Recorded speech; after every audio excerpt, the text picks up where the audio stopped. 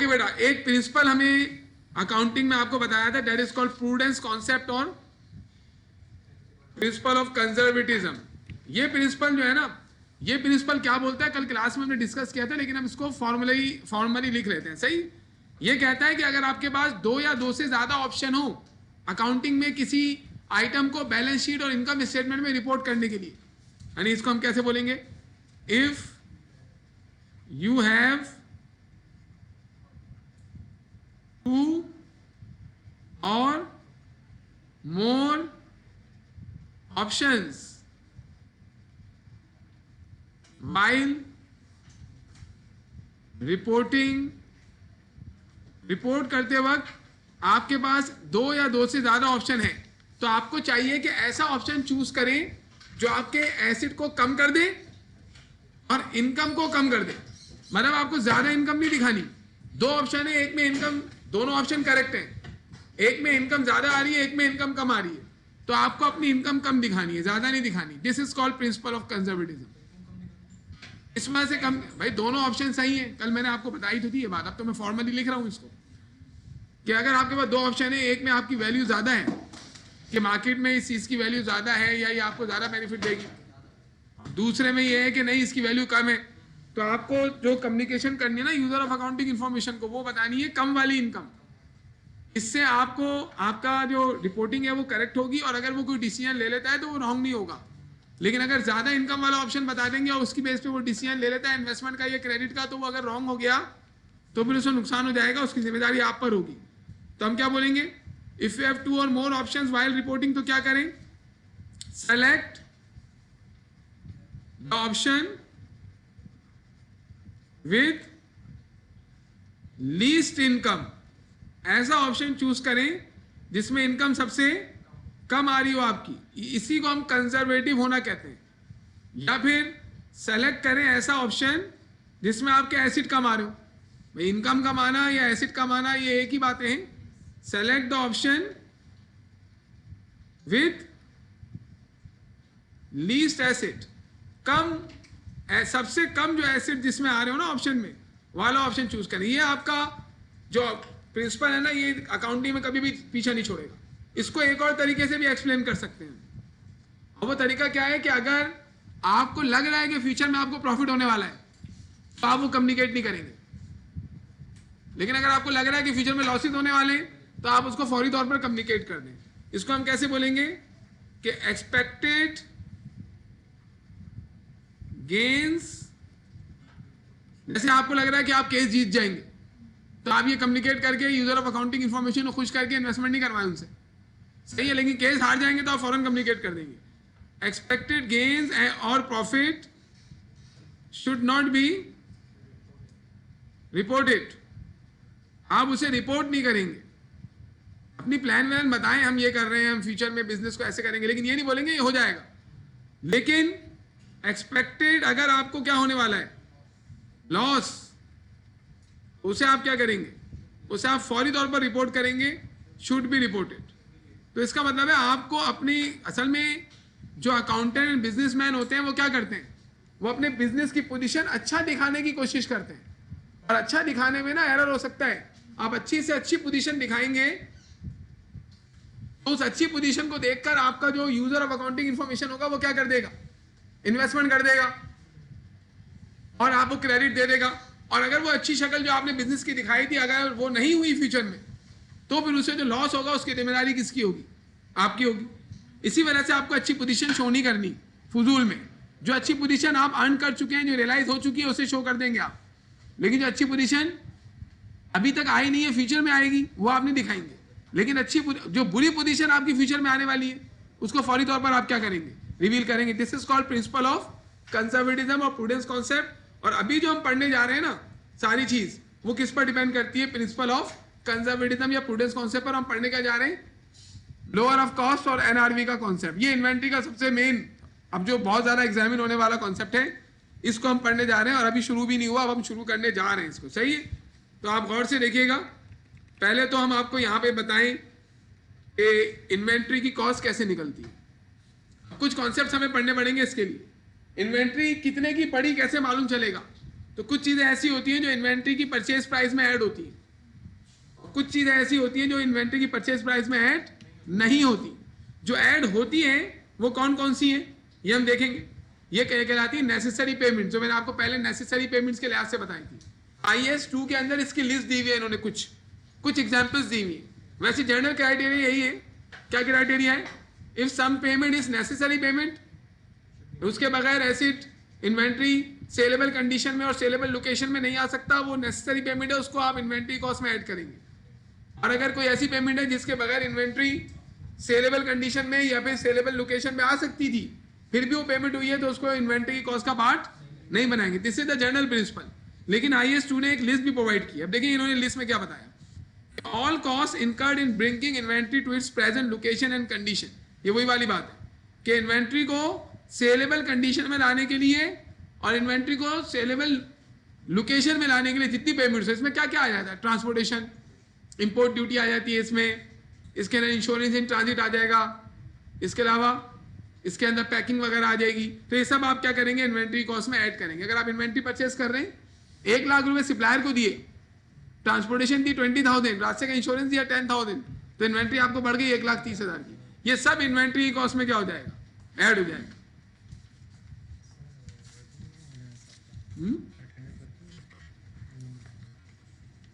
अभी तो जब हम करेंगे अटेंडेंस जब पता चलेगा, अभी नहीं किया, हम तो एंड में करते हैं अटेंडेंस। नहीं, क्लास स्टार्ट नहीं की, कभी चलता है कभी नहीं चलता है, तो क्लास जो है ना हमारी फिर लेट हो जाती है इसमें। इस वजह से हम लोग जो है इसको थोड़ा बाद में स्टार्ट कर रहे हैं।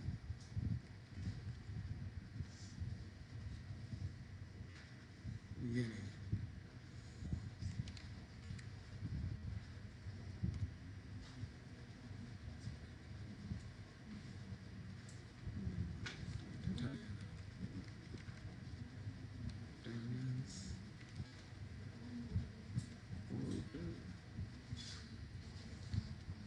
लेकिन अगर नहीं चलेगा ना तो मैं आपको बुला लूँगा। सही है,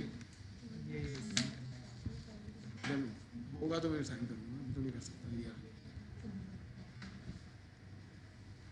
साइन तो हो जाएंगे, लेकिन ये डेली चलेगा तो होगा। अभी तो फिलहाल चल रहा है, कल भी चला था, पीछे वाले डेज के अंदर तो बहुत प्रॉब्लम कर रहा था ये।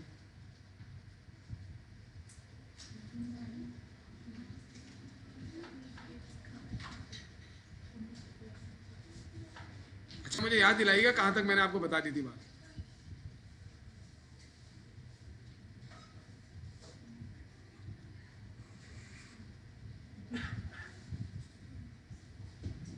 अभी तो चल रहा है फिलहाल, मैं साइन तो कर दूंगा, लेकिन टेंटेटिव।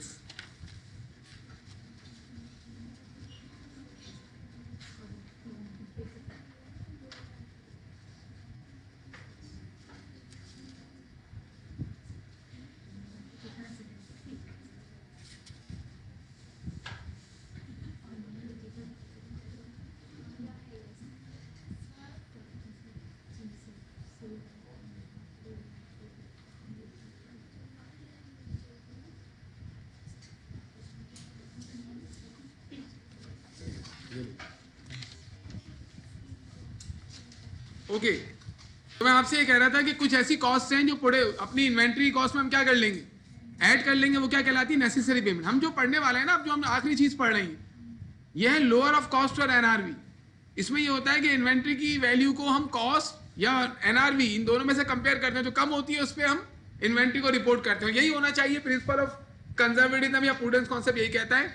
तो उसके लिए सबसे पहले आपको मालूम होना चाहिए कॉस्ट कैसे निकलेगी। जब आपको न्यूमेरिकल देगा ना, तो सबसे पहले आपको मालूम करना पड़ेगा हमें कितने की पड़ गई इन्वेंट्री।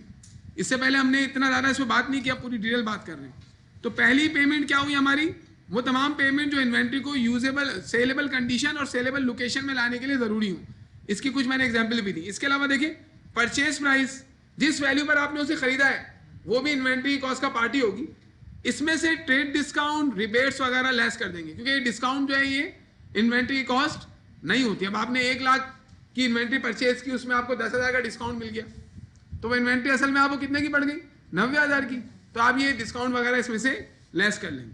अच्छा, अब अगर आप इन्वेंट्री परचेज कर रहे हैं ना, तो आप टैक्सेस पे करते हैं, सेल टैक्स वगैरह। कुछ टैक्सेस ऐसे होते हैं जो गवर्नमेंट आपसे उस टाइम ले लेती है परचेज के बाद, वो जो सप्लायर है ना वो आपसे ले लेता है और गवर्नमेंट को जमा करवा देता है, वो बाद में आपको रिकवरेबल होते हैं गवर्नमेंट से। उसका तरीका होता है कैसे रिकवरेबल होगा। सेल टैक्स भी रिकवरेबल है। तो अगर आपने फॉर एग्जांपल सेल टैक्स पे किया है अपनी इन्वेंट्री पर, लेकिन बाद में आपको वापस मिल जाएगा, तो आप इन्वेंट्री की कॉस्ट का पार्ट नहीं बनाएंगे उसको। लेकिन अगर वो रिकवर नहीं हो सकता, मतलब आपने पे कर दिया, आपको वापस कहीं से मिलेगा नहीं, तो फिर तो ये पैसे गए ना आपके, तो आप उसे इन्वेंट्री कॉस्ट में ही ऐड कर देंगे और फिर बाद में कस्टमर से कलेक्ट कर लेंगे आप। तो इररिकवरेबल टैक्सेस जो है वो हमारी इन्वेंट्री कॉस्ट का पार्ट बनेगा, और जो टैक्स रिकवर हो जाएगा तो वो तो मिल जाएगा आपको वापस, तो फिर क्यों इन्वेंट्री कॉस्ट में आप ऐड करेंगे। सही है। तो तमाम इररिकवरेबल टैक्सेस हैं इन्वेंट्री कॉस्ट का पार्ट बनते हैं। फ्रेट इनवर्ड, ये वही ट्रांसपोर्टेशन है। आईएएस ने इसको अलग से लिखा है, नहीं भी लिखता तो यहाँ इसके अंदर मौजूद है। वो इसके अंदर क्या क्या शामिल है, वो तमाम कॉस्ट जो इन्वेंट्री को उसकी प्रेजेंट लोकेशन में लाने के लिए जरूरी हो। तो फ्रेट तो ऐसी कॉस्ट है जो इन्वेंट्री को उसकी प्रेजेंट लोकेशन में लाने के लिए जरूरी होता है, तो अलग से लिखने की इसको जरूरत नहीं थी। वैसे handling and other cost directly attributable to the acquisition.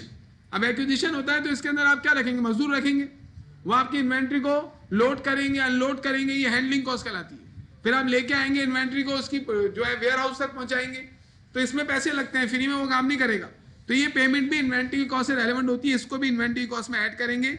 ये चीज भी इस वाले पॉइंट में ऐड हुई भी है। हर वो पेमेंट जो एसिड को प्रेजेंट लोकेशन और कंडीशन में लाने के लिए जरूरी हो वो ऐड होगी। अब मुझे एक बात बताएं, परचेज प्राइस क्या इन्वेंट्री को उसकी प्रेजेंट लोकेशन में लाने के लिए जरूरी है? हाँ, परचेज प्राइस पे नहीं करें एसिड वो इन्वेंट्री आएगी नहीं आपके पास। अच्छा ये बताओ, ऐसे टैक्सेस जो गवर्नमेंट को पे करने रिकवर भी नहीं होंगे, क्या ये पे करना जरूरी है? इसके बगैर तो एसिड इन्वेंट्री आएगी नहीं। ये फ्रेट इनवर्ड, ये भी, ये सभी जो पहली डेफिनेशन है ना, this is the most important. इसी को अगर आप याद रख लें तो आप खुद आइडिया लगा सकते हैं। लेकिन आईएएस ने इसमें कुछ एग्जांपल्स दिए ना स्टैंडर्ड ने, आगे देखें। हैंडलिंग कॉस्ट भी उसी तरीके की है, ये भी इसी के अंदर इसी डेफिनेशन में इंक्लूड हो जाएगी। अब कभी कभार ऐसा होता है हम इन्वेंट्री परचेस करते हैं, वो सेलेबल कंडीशन में होती है, उसमें मजीद कोई खर्चा करने की जरूरत नहीं पड़ती आपको। जैसे आप फिनिश गुड्स परचेस करके लाए, स्टोर रूम में रख दिया आपने, आप उसे सेल कर रहे हैं। लेकिन कभी कभार ऐसा होता है आप इन्वेंट्री परचेस करके लाते हैं और वो रॉ मटेरियल होता है, मतलब तो उसको क्या करना पड़ेगा, फिनिश गुड्स में कन्वर्ट करना पड़ेगा। उसके लिए क्या लगेगी, लेबर लगेगी, उसके लिए आपकी मशीनरी यूज होगी, उसके लिए इलेक्ट्रिसिटी यूज होगी, उसके लिए मजदूर यूज होंगे। सही है। इसके अलावा मेंटेनेंस चार्ज, बहुत सारी चीजें उसको प्रोड्यूस करने के लिए लगेंगी। तो जितना खर्चा होगा ये सारा, ये सब भी इन्वेंट्री की कॉस्ट का पार्ट ही होगा। अब आपने रॉ मटेरियल परचेज किया, फॉर एग्जांपल आप क्या कर रहे हैं, आप जो है लैपटॉप प्रोड्यूस कर रहे हैं, आपने रॉ मटेरियल खरीदा, ये तो नहीं बिक सकता, बिक तो सकता है लेकिन आपको रॉ मटेरियल थोड़ी बेचना है। लेबर लेके आए, उसको सैलरी दे रहे हैं आप, तो ये आप सैलरी का जो अमाउंट देंगे ना लेबर को, इसको एक्सपेंस नहीं बोलेंगे आप, क्योंकि ये इस प्रोडक्ट को बनाने के लिए लग रहा है, इसको इस प्रोडक्ट की कॉस्ट में ऐड कर देंगे। इसके अलावा जो इलेक्ट्रिसिटी लग रही है वो भी एक्सपेंस नहीं बोलेंगे आप, इसको भी प्रोडक्ट की कॉस्ट में ऐड कर देंगे। तो यहाँ इस पॉइंट में ये बोल रही है, cost of conversion in finish goods, direct labour, fix and systematically allocated fix and variable overhead, मतलब तमाम वो एक्सपेंसेस जो कि इन्वेंट्री को प्रोड्यूस करने के लिए लगे, वो भी इन्वेंट्री कॉस्ट का पार्ट बनेगा। अब अगर मैं आपसे कह रहा हूं कि मैंने रॉ मटेरियल खरीदा 1 लाख का, लेबर को दिए 50,000 और बाकी और एक्सपेंसेस लगे उसको कन्वर्ट करने में 50,000, तो इन्वेंट्री कितने की बढ़ गई, 2 लाख की। तो ये इन्वेंट्री की कॉस्ट को कंप्यूट करते वक्त आपको ये तमाम पेमेंट्स ऐड करनी है। जनरल आइडिया क्या है, पहला पॉइंट कि वो तमाम पेमेंट्स जो इन्वेंट्री को सेलेबल कंडीशन और सेलेबल लोकेशन में लाने के लिए जरूरी है, वो सारी इन्वेंट्री कॉस्ट में ऐड हो जाएंगी। इसमें ये वाला जो पॉइंट है ना, थर्ड वाला, इसमें एग्जामिनर आपको घेर सकता है। इसको याद रखिएगा कि जो टैक्सेज हैं अगर वो रिकवर नहीं होंगे तो वो इन्वेंट्री कॉस्ट में ऐड कर देंगे। अच्छा, अब क्या इंक्लूड नहीं होगा, जब आप इन्वेंट्री परचेज करके लाते हैं ना, तो आपको मालूम होता है कि इसमें से कितना पार्ट वेस्ट हो जाएगा। जैसे आप फॉर एग्जांपल वो रॉ मटेरियल लेके आ रहे हैं, और रॉ मटेरियल क्या है, गन्ना लेके आ रहे हैं आप, शुगर इंडस्ट्री है आपकी, शुगर मिल है, गन्ना लेके आ रहे हैं, तो आपको मालूम है ना कि रास्ते में कितना गन्ना जो है वो जाया हो जाएगा। कैसे जाया होगा, लोग खा लेंगे, आगे पीछे जो है वो चोरी हो जाएगा, होता ही नॉर्मल। बंद भी करेंगे तो उसमें से कुछ ना कुछ रास्ते आप जा रहे होंगे ना, अगर कभी अंदूरे से जाए कभी, और अगर गन्ने का ट्रक जा रहा हो और आप उससे कहें यार एक गन्ना दे दो, तो वो आपको दे देगा, 2-3 गन्ने ही दे देगा उठा के, ये ले लो भाई जाओ ऐश करो। तो ये इस तरीके से जाया भी होते हैं, लोडिंग अनलोडिंग के वक्त भी जो है वो खराब होते हैं यूनिट्स। तो ये जो वेस्ट है ना, ये नॉर्मल वेस्ट कहलाता है। नॉर्मल वेस्ट मतलब जो आप प्रिडिक्टेबल हो, पहले से आपको मालूम हो कि इतना तो नुकसान होना है। और एक होता है एबनॉर्मल वेस्ट। नॉर्मल वेस्ट को आप जो है वो इन्वेंट्री कॉस्ट में ही रहने देते हैं। लेकिन जो एबनॉर्मल वेस्ट होगा, एबनॉर्मल वेस्ट मतलब कि गन्ना लेके आए और 25% गन्ने गायब हो गए, तो ये तो एबनॉर्मल वेस्ट है। तो ऐसा वेस्ट आप इन्वेंट्री कॉस्ट का पार्ट नहीं बनाएंगे। फॉर एग्जाम्पल वो गन्ने कितने के थे, 20 लाख के, उसमें 3 लाख के गन्ने गायब हो गए। अब आप ये नहीं बोलेंगे कि ये 20 लाख के जो बचे हुए गन्ने हैं ये 20 लाख के हैं, आप बोलेंगे भाई ये 17 लाख के। लेकिन अगर फॉर एग्जाम्पल उसमें से 2-3 हज़ार रुपए के गन्ने गायब हो जाए, तो आप बोलेंगे जो गन्ने आए हैं ये पूरे 20 लाख के ही हैं। यानी नॉर्मल वेस्ट को इन्वेंट्री कॉस्ट का पार्टी बने रहने देंगे, एबनॉर्मल वेस्ट को इन्वेंट्री कॉस्ट में से माइनस कर लेंगे। अच्छा, स्टोरेज कॉस्ट, जब इन्वेंट्री बोले आप, फिर हम बोलेंगे जो बची हुई इन्वेंट्री है ना हमारे पास वो 17 लाख की है, 3 लाख लॉस हो गया ना हमारा, उसको लॉस लिख देंगे अपने पास के, पैसा तो गया लेकिन लॉस हो गया। लेकिन एबनॉर्मल लॉस जो, नॉर्मल लॉस जो होगा ना उसको बस कुछ नहीं करेंगे, इन्वेंट्री की कॉस्ट ही रहने देंगे। देखें, इन्वेंट्री एक दफा सेलेबल लोकेशन में आ गई, उसके बाद की होने वाली पेमेंट्स इन्वेंट्री कॉस्ट का पार्ट नहीं बनती। वो तो आप अपना बिजनेस कर रहे हैं ना, इन्वेंट्री आ गई अपनी जगह पर, स्टोर रूम में आ गई, अब उसके बाद और भी पेमेंट्स हो रही होंगी, स्टोरेज की, उसको जो है वो हैंडलिंग की और भी पेमेंट्स हो रही होंगी, वो उसके इन्वेंट्री कॉस्ट में आप ऐड नहीं करेंगे। जैसे स्टोरेज कॉस्ट है, वेयर हाउस आपने मेंटेन किया हुआ है, वेयर हाउस का रेंट जा रहा है, वेयर हाउस में आपने अमला रखा हुआ है, उसको सैलरीज दे रहे हैं, ये पेमेंट इन्वेंट्री कॉस्ट में ऐड नहीं होती, क्योंकि इन्वेंट्री यूजेबल कंडीशन और यूजेबल लोकेशन में आ गई तो बस खत्म, वहां से कॉस्ट ऐड होना खत्म हो जाएंगे। यूजेबल कंडीशन और यूजेबल लोकेशन में नहीं आई जब तक की पेमेंट ऐड होती रहेंगी, उसके बाद वाले सारे एक्सपेंस होंगे। Admin overhead unrelated to production, मतलब बहुत सारी ऐसी आप एडमिनिस्ट्रेशन की पेमेंट कर रहे होते हैं जिसका इन्वेंट्री से कोई लिंक ही नहीं है, तो वो तो ऐड होंगी ही नहीं। सेलिंग कॉस्ट, इन्वेंट्री को बेचने की कॉस्ट भी इन्वेंट्री कॉस्ट में ऐड नहीं होती, ये भी एक्सपेंस है, इन्वेंट्री कॉस्ट में नहीं आएगा, ये भी एक्सपेंस है, इन्वेंट्री कॉस्ट में नहीं आएगा। सेलिंग कॉस्ट कब आप पे करते हैं, जब स्टोर रूम में आ गई ना इन्वेंट्री, उसके बाद आप सेल्समैन को बोलते हैं भी आप बिकवाओ, तो ये तो सेलेबल कंडीशन में आने के बाद की पेमेंट है।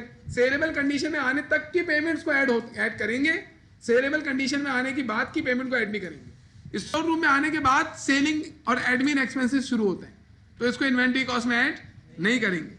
फॉरेन एक्सचेंज डिफरेंसेस, ये भी इन्वेंट्री कॉस्ट में ऐड नहीं होता। इसके एग्जांपल सुनिएगा, आपने इन्वेंट्री खरीदी, बाहर से आई इन्वेंट्री आपकी दूसरे मुल्क से, और आपको उसे $1 लाख देने थे। फॉर एग्जाम्पल डॉलर का रेट था 350 रुपए, उस दिन के लिहाज से तो इन्वेंट्री 350 को 1 लाख से मल्टीप्लाई कर लेंगे, आपको इन्वेंट्री कॉस्ट मालूम चल गई। लेकिन आपको पेमेंट करनी है 1 महीने बाद, 1 महीने बाद आपने पेमेंट की तो डॉलर हो गया 400 रुपए का। अब ये जो $50 आपको इजाफी पे करने पड़ेंगे, मतलब $50 नहीं, 50 रुपए, 50 रुपए हर डॉलर पर आपको इजाफी पे करने पड़ेंगे। ये कहलाता है फॉरेन एक्सचेंज लॉस। इसको आप इन्वेंट्री कॉस्ट में ऐड नहीं करेंगे, क्यों? क्योंकि इन्वेंट्री से ताल्लुक थोड़ी है, आपने क्रेडिट लिया था, आपने लेट पेमेंट की तो उसकी वजह से आपको लॉस हुआ, इसको इन्वेंट्री कॉस्ट में ऐड नहीं करेंगे। हुआ डेट पे, लेकिन ये जो फॉरेन एक्सचेंज लॉसेज होते हैं ये एसेट की कॉस्ट में ऐड नहीं करते हैं, ये अलग से लॉस है हमारा। हाँ, उस दिन हम 350 रुपए पर डॉलर के लिहाज से अपनी इन्वेंट्री कॉस्ट रिकॉर्ड कर लेंगे, 350 के लिहाज से नहीं देंगे। आपको पेमेंट उसे कर, आपने उससे बोला है मैं आपको $1 लाख दूंगी, रुपए थोड़ी देंगे आप उसको, वो तो डॉलर लेगा, उसको रुपए से क्या करना। पहले मेरी बात तो सुन लो। अंग्रेज बैठा हुआ है दूसरे मुल्क में, बोल रहा है वैसे $1 लाख का मुआहदा हो गया है, ये इन्वेंट्री आपकी। अब 1 महीने बाद पेमेंट का दिन आएगा ना, तो अंग्रेज क्या बोलेगा, $1 लाख दो। आप डॉलर दे रहे थे उस टाइम दे रहे थे तो 350 रुपए का $1 स्टेट बैंक से मिल जाता। अब आप डॉलर खरीदने जाओगे, 400 का डॉलर मिलेगा, तो आपकी जेब से तो 50 रुपए इजाफी जा रहे हैं ना, ये आपके लिहाज से लॉस है, उसको गेन नहीं हुआ, उसको तो वही पैसे मिले।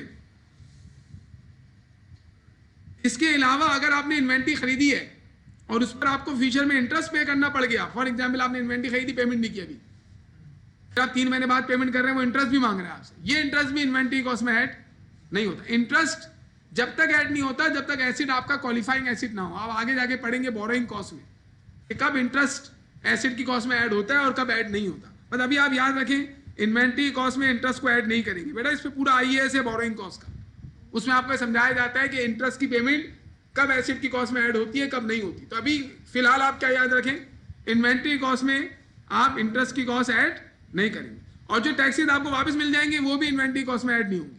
अब अगर आपको वो पेपर में क्वेश्चन दे और वो बोले इन्वेंट्री परचेज हुई और ये पेमेंट्स हुई है, तो इनमें से ये तमाम पेमेंट को इग्नोर कर देंगे आप, एससीटी कॉस्ट में ऐड नहीं करेंगे और इन तमाम पेमेंट्स को एससीटी कॉस्ट में ऐड कर लेंगे, तो आपकी इन्वेंट्री कॉस्ट आ जाएगी। जब आपको मालूम चल जाएगा कि आपकी इन्वेंट्री सब कुछ है, अब ये याद करना पड़ेगा आपको कि ये ऐड होती है, ये ऐड नहीं होती, खुद ब खुद नहीं होगा ये। आपने मालूम कर लिया कि आपको इन्वेंट्री पड़ गई 10 लाख की, ये सब ऐड करने के बाद इन्वेंट्री पड़ गई 10 लाख की। अब आपने उसको अपने पास लिखा हुआ है कि इन्वेंट्री 10 लाख की है। अब जब अकाउंटिंग ईयर मतलब स्टार्ट हुआ आपका, आपने इन्वेंट्री बेची, उस 10 लाख में से आपने 6 लाख वाली इन्वेंट्री सेल कर दी। 6 लाख वाली मतलब कॉस्ट 6 लाख। अब क्या डेट है आज? दिसंबर 31। कितने वाली इन्वेंट्री बची हुई है? 4 लाख वाली। अब ईयर एंड पर आप ये मालूम करेंगे 4 लाख वाली इन्वेंट्री जो है इसकी कॉस्ट कितनी है? 4 लाख। हमें 4 लाख की पड़ी थी। 4 लाख कैसे आया? हमने कैलकुलेट किया है। जब हमने इन्वेंट्री परचेज की थी तो ये तमाम पेमेंट की लिस्ट हमें मिली होगी और ये भी मिले होंगे। हमने इनको इग्नोर मारना है, दूसरे वालों को, डज नॉट इंक्लूड वालों को इग्नोर मारो, और जो इंक्लूड वाले इन सबको ऐड करके इन्वेंट्री कॉस्ट निकाल दी, डेट इज ₹10 लाख। उसमें से 6 लाख वाली इन्वेंट्री बिक गई तो उसकी एंट्री बना दी होगी आपने, cost of goods sold debit, inventory credit, perpetual mining system. अब बची 4 लाख वाली इन्वेंट्री। अब आप साल के एंड में जब बैलेंस शीट बनाने जा रहे होंगे ना, आपको मालूम चला 4 लाख की इन्वेंट्री बची हुई है, तो आप इसकी एनआरवी मालूम करेंगे। एनआरवी क्या होती है? Net realisable value. Net realisable value मतलब कि अगर आज इस इन्वेंट्री को सेल करें तो मार्केट से कितने पैसे मिलेंगे। तो आपको मालूम चला कि इस 4 लाख की इन्वेंट्री में कुछ डैमेज आ गया। 4 लाख की पूरी इन्वेंट्री जो शोरूम में रखी है ना, इसमें डैमेज आ गया। अब मार्केट में अगर हम इसे सेल करेंगे ना, तो इसको सेल करने के लिए हमें कुछ मेहनत करनी पड़ेगी। क्या मेहनत करनी पड़ेगी? पहली मेहनत, इसको रिपेयर करवाना पड़ेगा। तो डैमेज आ गया, ऐसी तो नहीं बिकेगी, ये डैमेज है तो कौन खरीदेगा इसको। दूसरी चीज, ये जो इन्वेंट्री है वैसी है कि इसको बिकवाने के लिए ब्रोकर भी हायर करना पड़ेगा हमें, नॉर्मल इन्वेंट्री नहीं रहेगी। तो 2 खर्चे होंगे आपके, एक तो इसको सही करवाना पड़ेगा, डैमेज को रिपेयर करवाना पड़ेगा, दूसरा ब्रोकर को भी पैसे देने पड़ेंगे। तो जो आपको डैमेज को रिपेयर करवाना पड़ रहा है ना, इसे कहते हैं एस्टिमेटेड कॉस्ट टू कंप्लीट। क्या कहते हैं? Estimated cost to complete. यानी इन्वेंट्री अब कंप्लीट नहीं रही, वो डैमेज हो गई ना, तो उसको सही करने के लिए पैसे लगेंगे। This is called estimated cost to complete. और फिर बिकवाने के लिए भी पैसे लगेंगे, ब्रोकर हायर करना पड़ेगा, वो जाएगा मार्केट में, लोगों से बात करेगा, बिकवाएगा हमारी इन्वेंट्री। तो उसको जो पैसे दोगे, ब्रोकरेज कमीशन दोगे, तो वो कहलाती है एस्टिमेटेड कॉस्ट टू सेल। अब अगर ये इन्वेंट्री जो हमारे लिए 4 लाख की थी, डैमेज होने के बाद मार्केट में 5, डैमेज होने के बावजूद मार्केट में 5 लाख की बिक रही, अभी हमारे लिए 4 लाख की है ना, पहले 7 लाख की बिकती, लेकिन अब डैमेज हो गई तो अब मार्केट में इसकी वैल्यू 5 बिकेगी, 5 में बिकेगी। लेकिन हमें मालूम चला कि इसको कंप्लीट करने में भी पैसे लगेंगे। कंप्लीट करने पर कितने पैसे लग रहे हैं? फॉर एग्जाम्पल 60,000 रुपए सही करने के लिए। तो आपको मार्केट से 5 लाख रुपए मिलेंगे ना, उसमें 60,000 रुपए तो निकाल दें आप। इसका मतलब है असल में मार्केट से आपको कितने रियलाइज हो रहे होंगे? भाई 5 लाख रुपए तो मार्केट से मिलेंगे ना, लेकिन जब मिलेंगे जब इस पर 60,000 रुपए का कंप्लीट करने का खर्चा करोगे तो 4,40,000 मार्केट से मिले। इसके अलावा आपको ब्रोकर को भी 50,000 रुपए देने। इसका मतलब है मार्केट में इसको सेल करके नेट अमाउंट क्या मिला? 3,90,000। यानी इसका मतलब है ये इन्वेंट्री जब मार्केट में सेल करेंगे ना हमें, तो सिर्फ 3,90,000 हमारे पास आएंगे। हमारे पास ये इन्वेंट्री कितने की लिखी हुई है? 4 लाख की। मार्केट से कितने मिल रहे हैं? 3,90,000। तो इसका मतलब है असल में इसकी वैल्यू कितनी है? 3,90,000। ये 3,90,000 एनआरवी है, नेट रियलाइजेबल वैल्यू। रियलाइज माने कैश में कन्वर्ट होना। नेट रियलाइजेबल वैल्यू मतलब कितनी वैल्यू पर इन्वेंट्री हमारी मार्केट में क्या हो जाएगी? सेल हो जाएगी आज के दिन। अब देखें, इसी को हमें कंप्यूट करना है। नेट रियलाइजेबल वैल्यू की डेफिनेशन कि first of all while computing net realisable value, पहले आपको कॉस्ट पता होना जरूरी है। कॉस्ट मतलब वो इन्वेंट्री हमें कितने की पड़ी थी। ये आइए साहब बाद में दोबारा पढ़ेंगे, तो इसको ना एफएफए में टीचर ज्यादा डिस्कस नहीं करते, थोड़ा सा पढ़ा के निकल जाते हैं। लेकिन हम इसको कंप्लीट करेंगे, हम इतना पढ़ेंगे जितना आप एफएससीआर में पढ़ेंगे। नेट रियलाइजेबल वैल्यू तो थोड़ा सा ना स्टूडेंट को ये थोड़ा सा मुश्किल लगना है। क्यों? क्योंकि एफएफए के अंदर वो थोड़ा सा बच्चा होता है, बाद में बड़े हो जाएंगे आपको बहुत छोटी चीज लगेगी। नेट रियलाइजेबल वैल्यू, लेकिन ये आसान है, आसान समझ के पढ़े। Is the estimated selling price, जितने का मार्केट में बिकना है। कितने का बिकना था हमारे एग्जाम्पल में? 5 लाख। हमारे एग्जाम्पल में कितने का मार्केट में बेचना है? 5 लाख। इसमें से लेस कर लेंगे estimated cost to completion. Complete करने के लिए मतलब उसे सही करने के लिए, रिपेयर को, डैमेज को रिपेयर करने के लिए 60,000 रुपए लगे, वो भी लेस कर देंगे। और ब्रोकर को जो सेल करवाने के पैसे देने पड़ेंगे उसको भी लेस कर लेंगे, तो हमारी एनआरवी आ जाएगी। एनआरवी मतलब कितने मार्केट से पैसे मिलेंगे हमें, उसको आप कॉस्ट से कंपेयर करेंगे। अब अगर हमारी एनआरवी कम हो गई है कॉस्ट के मुकाबले में, तो हम इन्वेंट्री की वैल्यू को 4 लाख से 3,90,000 रुपए कर लेंगे। तो अभी देखिए इसमें कौन कौन सी टर्म आ रही है, estimated selling price, estimated cost to complete,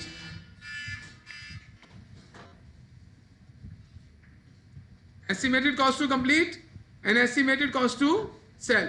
यानी आपको 2 काम करने हैं। पहला काम कॉस्ट निकालो। कॉस्ट कैसे निकलेगी, जो जो इंक्लूड होने वाली पेमेंट है उन्हें इंक्लूड कर दो, और जो हमारी इग्नोर होने वाली पेमेंट है उन्हें इग्नोर कर दें आप। उसके बाद फिर एनआरवी निकालें। एनआरवी अभी हम इसकी प्रैक्टिस करेंगे बेटा, अभी तो हम सिर्फ सुन रहे हैं। एनआरवी कैसे निकलेगी, एस्टिमेटेड सेलिंग प्राइस में से 2 चीजें, एस्टिमेटेड कॉस्ट टू कंप्लीट और एस्टिमेटेड कॉस्ट टू सेल को माइनस कर दें, आपकी एनआरवी आ जाएगी। फिर उसके बाद ये स्टेप्स होंगे। देखिए इन्वेंट्री जब आप वैल्यू कर रहे हैं तो आप ये रूल फॉलो करेंगे, खत्म हो रहा है फिर पूछ लेना। रूल क्या है कि आप इन्वेंट्री को लोअर ऑफ कॉस्ट और एनआरवी पे रिपोर्ट करेंगे। मतलब अगर कॉस्ट कम है तो इन्वेंट्री को कॉस्ट पर ही रहने दो, और अगर एनआरवी कम है तो इन्वेंट्री को एनआरवी पे लेके चले जाओ। अब ये रूल अप्लाई करने के लिए हमें कॉस्ट भी पता होना जरूरी है और हमें एनआरवी पता होना जरूरी है। तो अगर लोअर ऑफ कॉस्ट और एनआरवी रूल यूज करना है तो पहले 2 चीजें कंप्यूट कर लो, कॉस्ट और एनआरवी दोनों। फिर इसमें जो लोअर है उसको आप अपने रिकॉर्ड्स में लिखोगे और यूजर ऑफ अकाउंटिंग इंफॉर्मेशन को भी लोअर वैल्यू बताओगे। अभी बोल रहे हैं inventory must be measured in the financial statement at lower of cost और एनआरवी। कॉस्ट और एनआरवी में से जो लोअर होगा उसको लिखोगे।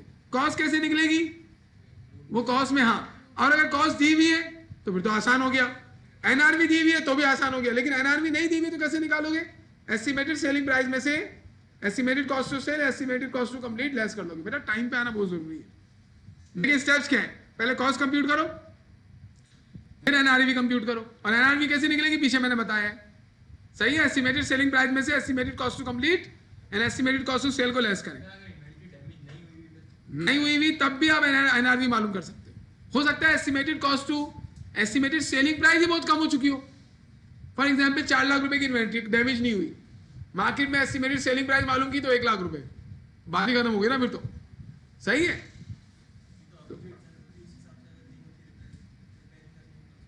अब रिपेयरिंग, बेटा वो डैमेज हुई है तो रिपेयर तो करवाना पड़ेगा ना, डैमेज नहीं हुई तो उसी की तो मैं इनको बात बता रहा हूँ कि आपकी इन्वेंट्री 4 लाख रुपए कॉस्ट है उसकी, डैमेज भी नहीं हुई, लेकिन मार्केट में जब एस्टिमेटेड सेलिंग प्राइस मालूम की ना तो मालूम चला 1 लाख रुपए की एस्टिमेटेड सेलिंग प्राइस है, इससे ज्यादा की नहीं बिकेगी। अगर 5 लाख रुपए एस्टिमेटेड सेलिंग प्राइस हुई और कोई रिपेयर भी नहीं करवाना, ना ब्रोकर का कोई काम है, तो फिर तो हमारी एनआरवी जो है वो 5 लाख है, ज्यादा है, तो हम ज्यादा पे नहीं, हम कम पे रिपोर्ट करेंगे, 4 लाख पे ही रहने देंगे उसको। ब्रोकर हर जगह जरूरी नहीं होता, ब्रोकर आपको वहां जरूरी होगा, एस्टिमेटेड कॉस्ट टू सेल उस वक्त इनकर होगी जब आप खुद नहीं बेच सकते किसी चीज को। अब अगर फॉर एग्जांपल आपके पास प्रॉपर्टीज आप खुद बेच सकते हो तो ब्रोकर क्यों हायर करेंगे आप? तो नॉर्मल इन्वेंट्री ना हम खुद बेच सकते हैं, जो इन्वेंट्री जो है वो ऑब्सोलीट हो जाए या आउट ऑफ फैशन हो जाए वो हमसे नहीं बिकेगी, हम अपनी शॉप पे रखेंगे भी नहीं उसको, तो वहाँ किसी को देनी पड़ेगी, वो सेकेंडरी मार्केट में या इधर उधर ले जाके बेचेगा तो वो उसके पैसे लेगा हमसे। तो ब्रोकर की कॉस्ट उस वक्त इनकर होती है, या फिर एस्टिमेटेड कॉस्ट टू सेल उस वक्त इनकर होती है जब हम खुद नहीं सेल कर सकते, और एस्टिमेटेड कॉस्ट टू कंप्लीट उसी वक्त इनकर होगी जब गुड्स कंप्लीट ना हो या डैमेज हो गई हो, तो फिर उन पे कॉस्ट इनकर होगी। दोनों चीजें नहीं है तो एस्टिमेटेड सेलिंग प्राइस ही एनआरवी हो जाएगी, और अगर एस्टिमेटेड सेलिंग प्राइस ज्यादा है कॉस्ट से तो फिर आपको कुछ नहीं करना है, कॉस्ट पे ही रहने देना है। मसला कब होगा, जब एनआरवी कॉस्ट से कम हो जाए, यानी नेट रिलायजेबल वैल्यू कॉस्ट से कम हो जाए, तब मसला होगा। तो यही बोल रहे हैं ना, ये कंपेयर करो कॉस्ट को एनआरवी से, और जो लोअर है उसे सेलेक्ट करो। अगर कॉस्ट लोअर है तो बस सही, बात ही खत्म हो गई, उसी पे रहने दो। एनआरवी लोअर हो गई तो लॉस हो गया, तो फिर आप उसे कम करो और लॉस को रिकॉर्ड करो। अगर एनआरवी लोअर है तो एनआरवी पे लॉस हो रहा होगा आपको, उसे रिकॉर्ड करो और इन्वेंट्री को एनआरवी पर लेके आ जाओ, कम कर दो उसकी वैल्यू को। लेकिन अगर कॉस्ट लोअर है तो इन्वेंट्री कॉस्ट पर ही रहने दो। अब इस चीज को हम सीखेंगे कि हमने क्या बातें की। इसके लिए मैंने एक हैंडआउट आपको सेंड किया है, इसके लिए मैंने एक हैंडआउट आपको सेंड किया है, आप देखें आपके पास वो हैंडआउट आया होगा, आया है? ये हैंडआउट है, वो देखिए IS2 का हैंडआउट है, और ये बहुत आसान है, आपके पास इसी लेवल के क्वेश्चन आएंगे। मैक्सिमम इसका टिपिकल किस्म का क्वेश्चन क्या होता है, कॉस्ट भी गिवन ना हो और एनआरवी भी गिवन ना हो, तो फिर आप क्या करेंगे, कॉस्ट भी कंप्यूट करेंगे, एनआरवी भी कंप्यूट करेंगे, फिर उसे कंपेयर करके लोअर ऑफ कॉस्ट और एनआरवी को सेलेक्ट करेंगे, वो डिटेल क्वेश्चन हो जाएगा। फिर उसमें आपको ये भी मालूम होना चाहिए कौन सा ऐड होगा कॉस्ट में, कौन सा ऐड नहीं होगा। लेकिन ये क्वेश्चन आसान है। जैसे पहला क्वेश्चन हम कर रहे हैं, बड़ा बेसिक सा सवाल है। Mister Chavez, inventory manager of Alagaji poultry private limited, has received a number of queries in relation to IS2। देखिए कंपनीज में ये होता है कि जो अकाउंट्स डिपार्टमेंट होता है ना, उसको ये पता चल जाता है कि वो इंटरनेशनल अकाउंटिंग स्टैंडर्ड को फॉलो नहीं कर रहे, तो फिर वो ऐसे बंदे हायर करने की कोशिश करते हैं जो कि IAS को जानते हैं, फिर वो उन्हें सजेशन देते हैं कि इसको ऐसे रिकॉर्ड करें, इसको ऐसे रिकॉर्ड करें। तो ये जो हमारा मैनेजर है, इसे कुछ क्वेरीज मिल रही है, इन्वेंट्री बाय जनरल मैनेजर। क्या क्वेरीज मिल रही है, इन्हें पता चला, इन्हें IAS आता है, लेकिन the company has 3 types of inventories with following relevant cost and net realisable value. अब यानी कि दोनों कंप्यूट हुई हुई है, कॉस्ट भी कंप्यूट हुई हुई है, एनआरवी भी कंप्यूट हुई हुई। मसला कब होगा, जब कॉस्ट भी गिवन ना हो, आपको कंप्यूट करनी पड़ जाए, एनआरवी भी गिवन ना हो, आपको कंप्यूट करनी पड़ जाए। एनआरवी कंप्यूट करना बहुत आसान है। क्या करोगे, एस्टिमेटेड सेलिंग प्राइस में से माइनस कर दोगे estimated cost to complete and estimated cost to sell, सब दिया हुआ होगा, ये एनआरवी निकल जाएगी। कॉस्ट कंप्यूट करना भी आसान है, सारी नेसेसरी पेमेंट क्या करो, ऐड कर लो, और जो इंक्लूड नहीं करनी उसे आप इग्नोर कर दें, और इन्वेंट्री कॉस्ट आ जाएगी। अब ये कौन करवाएगा आपको, आपको ये याद करने पड़ेंगे कि कौन से ऐड होते हैं, कौन से ऐड नहीं होते। क्या बोल रहे हैं आप, वो अभी हम कंप्यूट करेंगे ना, क्वेश्चन आएगा। एनआरवी के लिए 3 हमारे पास आइटम्स हैं, एनआरवी कंप्यूट करने के लिए देंगे 3 आइटम्स हैं। एस्टिमेटेड सेलिंग प्राइस कितने में बिकेगा, लेकिन जितने में बिकेगा ना उतना ही पैसा हमारे पास बचेगा नहीं। क्यों, क्योंकि उस गुड को कंप्लीट करने पर हमारा पैसा लग रहा है और उस गुड्स को बिकवाने पर भी पैसा लग रहा है। तो अगर हमारी एस्टिमेटेड सेलिंग प्राइस 2 लाख रुपए है और गुड्स को कंप्लीट करने में 30,000 उसमें से लग जाएंगे और 30,000 रुपये उसको बिकवाने में लग जाएंगे, तो असल में हमें 1,40,000 मिलेंगे ना। तो 1,40,000 एनआरवी, यानी बिकवाने में जो पैसे लग रहे हैं और उसको कंप्लीट करने में जो पैसे लग रहे हैं, वो दोनों आप एस्टिमेटेड सेलिंग प्राइस में से क्या कर लेंगे, लेस कर लेंगे, तो आपकी एनआरवी आ जाएगी। और एनआरवी को कॉस्ट से कंपेयर कर लेना है। अगर एनआरवी कम हो गई है तो आपको लॉस हुआ है, आप इन्वेंट्री की वैल्यू को कॉस्ट से कम करके एनआरवी पे लेके आ जाएंगे। मैंने यहाँ पर ना जो प्रैक्टिस करवाई ना, यहाँ नीचे मैंने फार्मूलाज लिखे हुए, देखिए एनआरवी कंप्यूट करने के लिए एस्टिमेटेड सेलिंग प्राइस में से estimated cost to complete CC और एस्टिमेटेड कॉस्ट टू सेल क्या कर लें, दोनों को मिला के लेस कर लें, तो एनआरवी आ जाएगी। और ये मैंने तीनों के एब्रीविएशन जो मैंने लिखे हैं, इसको मैंने नीचे एक्सप्लेन भी किया है। ESP मतलब एस्टिमेटेड सेलिंग प्राइस, ECC मतलब estimated cost to complete, and ECS मतलब estimated cost to sell. Estimated cost to sell का मतलब क्या है, किसी बंदे को हायर करेंगे कि वो गुड्स बिकवाए, और एस्टिमेटेड कॉस्ट टू कंप्लीट का मतलब क्या है, वो गुड्स को कंप्लीट करने पर जो कॉस्ट लगेगी। और एस्टिमेटेड सेलिंग प्राइस मतलब मार्केट से कितने पैसे मिलेंगे, जो मार्केट से पैसे मिलेंगे वो नेट नहीं होंगे, इस वजह से दोनों अमाउंट में से लेस करके नेट निकालेंगे और कॉस्ट से कंपेयर कर लेंगे। लेकिन हमारा पहला सवाल है ना, वो बहुत ईजी है, ईजी इन द सेंस, और अगर टाइम पर आओ तो और ईजी लगेगा। 3 टाइप की इन्वेंट्री है हमारी, टेबल एग्स और डे ओल्ड चिक्स और चिकन्स। मुर्गियां हैं, आप काट के खा लें, और इसके अलावा छोटे छोटे चूजे भी हैं आपके पास, और इसके अलावा अंडे भी आपके पास मौजूद हैं। ये आप, इसका मतलब पोल्ट्री फॉर्म है आपका, सही है ना। अब इसमें देखिए क्या बता रहे हैं, ये बता रहे हैं जब हमने कॉस्ट, क्या हुआ, हाँ तो बटन ऑन कर ले, कौन सा बटन ऑन करना, बोले बोले, चले बेटा बटन ऑन करें, क्या बोल रही है, जल्दी से कर दें ताकि रिलैक्स हो जाए सब। मोबाइल अगर ऑफ हो जाए तो जिंदगी आराम हो जाती है। सारे कर दो भाई, सेव द टाइम। अब कुछ हुआ, मोबाइल चार्ज हुआ, लगाए। अल्लाह सबके मोबाइल को हमेशा चार्ज रखे।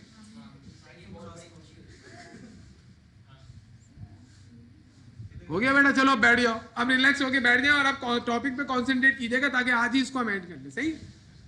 अब देखिए इन्होंने ये जो पोर्शन है ना कॉस्ट वाला, इस पर देखें आप, ये क्या बोल रहे हैं, टेबल एक्स की कॉस्टिंग की होगी इन्होंने, वही कार्ड वार्ड बनाया होगा, परपेचुअल या पीरियोडिक से कॉस्टिंग की, तो 34,000 रुपए के इनके पास टेबल एक्स पड़े हुए। बेटा तुम आगे आ जाओ, आप इसी से बैठो। डे ओल्ड चिक्स की कॉस्ट कितनी है? 1,82,000 इतने के पड़ गए उनको, और चिकन्स पड़ गए 2,99,000 के। अब इन्होंने इसकी एनआरवी निकाली कि अगर हम टेबल एक्स आज बेचें तो नेट अमाउंट मार्केट से हमें, नेट मतलब एस्टिमेटेड सेलिंग प्राइस में से estimated cost to complete and estimated cost to sell less कर दिया इन्होंने, तो 2,60,000 अमाउंट टोटल नेट अमाउंट हमें मिलेगा। अब मुझे बताएं एनआरवी ज्यादा है कॉस्ट ज्यादा है? तो आप इसको ज्यादा पर नहीं दिखाएंगे, आप इसको कॉस्ट पर ही दिखाएंगे। आप बोलेंगे एक्स आज हमारे 2,34,000 के ही हैं। डे ओल्ड चिक्स आपको पड़ गए 1,82,000 के, लेकिन अगर आज मार्केट में बेचे तो नेट अमाउंट आपको मिलेगा 1,56,000, यानी सेलिंग प्राइस में से एस्टिमेटेड कॉस्ट टू सेल और कंप्लीट को लेस करेंगे तो आपको 1,56,000 मिलेंगे। अब इसमें इसका मतलब हुआ आपको तो 1,82,000 के पड़े, आपके मुताबिक कितने पैसे आपके लग गए इन पर, लेकिन मार्केट से इतने रियलाइज नहीं हो सकते। अब अगर इस इन्वेंट्री को आप 1,82,000 पर दिखाएंगे तो आप गलत रिपोर्टिंग कर रहे हैं, तो आपको इसे एनआरवी पे कर देना चाहिए और इस पर आपको लॉस हो जाएगा। सही है। चिकन्स में क्या हुआ, आपके पैसे लगे हुए 2,99,000, लेकिन मार्केट में नेट अमाउंट रियलाइज कर सकते हैं आप 3,12,000, तो आप ज्यादा रियलाइज कर सकते हैं, तो आप इसे कॉस्ट पर ही रहने देंगे। अभी क्या बोल रहे हैं, in the context of IS2 inventories mister Chavez has been asked to answer the following। अब इनसे क्वेश्चन पूछे जा रहे हैं। अब इनसे क्या क्या पूछा जा सकता है? इनसे पूछा जा सकता है बताइए कि हमारी इन्वेंट्री, टोटल इन्वेंट्री हमारे बैलेंस शीट में कितने की जानी चाहिए। दूसरा सवाल कि हमें क्या इस पर कोई एनआरवी लॉस हुआ है। और तीसरा सवाल इनसे पूछा जा सकता है कि जो एनआरवी लॉस हुआ है ये क्यों हुआ है। तो यही इनसे सवाल पूछे जा रहे हैं। देखिए, calculate total value of closing inventory of Alagaji poultry limited as at June 30, 2019। Inventory की वैल्यू निकालो। अब इन्वेंट्री आपके पास आज कितने की रिपोर्ट हुई हुई है, आज कितने की रिकॉर्ड हुई हुई है, 7,15,000 की। ये वैल्यू अगर आपने रिपोर्ट कर दी तो इसमें एक इन्वेंट्री ओवर स्टेट हुई हुई होगी, that is day old chicks. तो आप इसको सही करेंगे और अपनी इन्वेंट्री जो है उसकी वैल्यू को करेक्ट करेंगे। कैसे करेक्ट करेंगे, आइए अब आप लोग इस क्वेश्चन को अपने पास निकाल लें। बेटा कितने टाइप की आपके पास इन्वेंट्री, हमने क्या हेडिंग डाली हुई है, देखिए computation for total value of closing inventory. और क्लोजिंग इन्वेंट्री कहाँ रिपोर्ट होती है, इनकम स्टेटमेंट में या कैश फ्लो स्टेटमेंट में, बैलेंस शीट में। क्लोजिंग इन्वेंट्री मतलब एंडिंग इन्वेंट्री, और इन्वेंट्री एसिड है, ये बैलेंस शीट में जाती है। कितनी आपके पास इन्वेंट्री है बताइए, कौन कौन सी इन्वेंट्री है बेटा, आप बताइए ना इन्वेंट्री कौन कौन सी है। अरे बेटा टेबल है, टोटल कहां से आ गया, table X, day old chicks,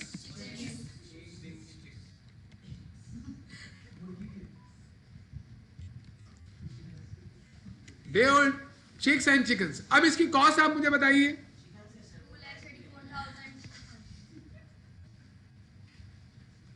chicks और चिकन्स, जी बेटा बताइए कॉस्ट क्या है।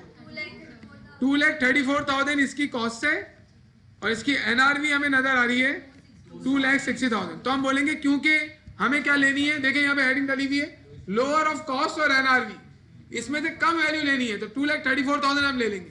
तो क्या हमने टेबल एक्स की वैल्यू को चेंज किया, नहीं, 2,34,000 का लिखा हुआ था, अभी भी हमारे पास 2,34,000 का ही लिखा हुआ है। इसके अलावा अकाउंट्स में डे ओल्ड चीज की कॉस्ट है 1,82,000 और इसकी जो एनआरवी है वो है 1,56,000, और क्योंकि इसकी एनआरवी कम हो गई है इसी वजह से हम इसको एनआरवी पे रिपोर्ट करेंगे। और हमारे पास इन्वेंट्री कितने की लिखी हुई थी डे ओल्ड चिक्स की 1,82,000, तो इस पर देखिए हमें लॉस होगा। कैसे लॉस होगा, हम बोलेंगे भाई हमने ये वैल्यू कर दी है और असल में हमारे पास ये वैल्यू लिखी हुई थी, सही है, तो हमें लॉस हो गया कितने का, 26,000 रुपए का लॉस हुआ है किस पर, डे ओल्ड चिक्स पर। इसको हम रिकॉर्ड करेंगे, जबकि इस पर हमें कोई एनआरवी लॉस नहीं हुआ, इस पर टेबल एक्स पर, क्योंकि 2,34,000 की लिखी हुई थी और इसकी वैल्यू अभी भी मार्केट में ज्यादा है, तो हम कम वैल्यू पर रिपोर्ट करके रखेंगे इसको। माइनस लगा, ये माइनस नहीं है, ये मैंने नील लिखा, नील लिखा हुआ है, नील लिख लें आप, सही है।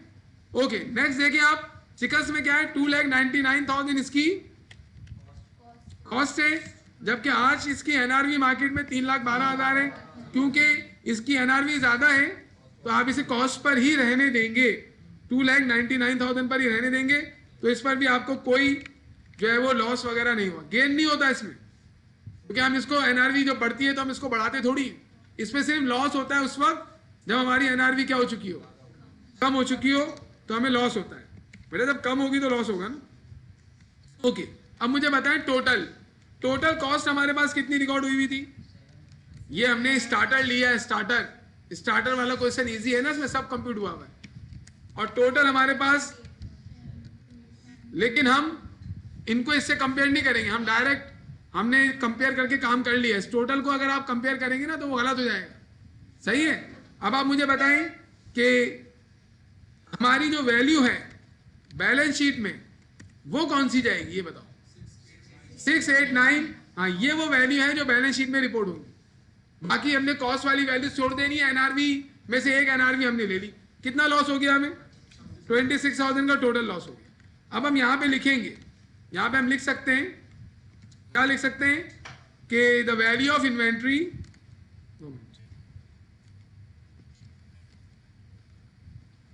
जी क्या लिखेंगे हम, the value of inventory to be reported in the financial statement.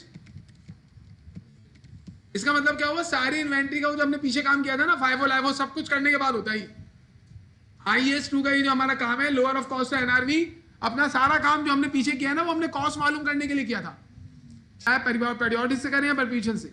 जब वो सब हो जाता है ना फिर ये काम किया जाता है।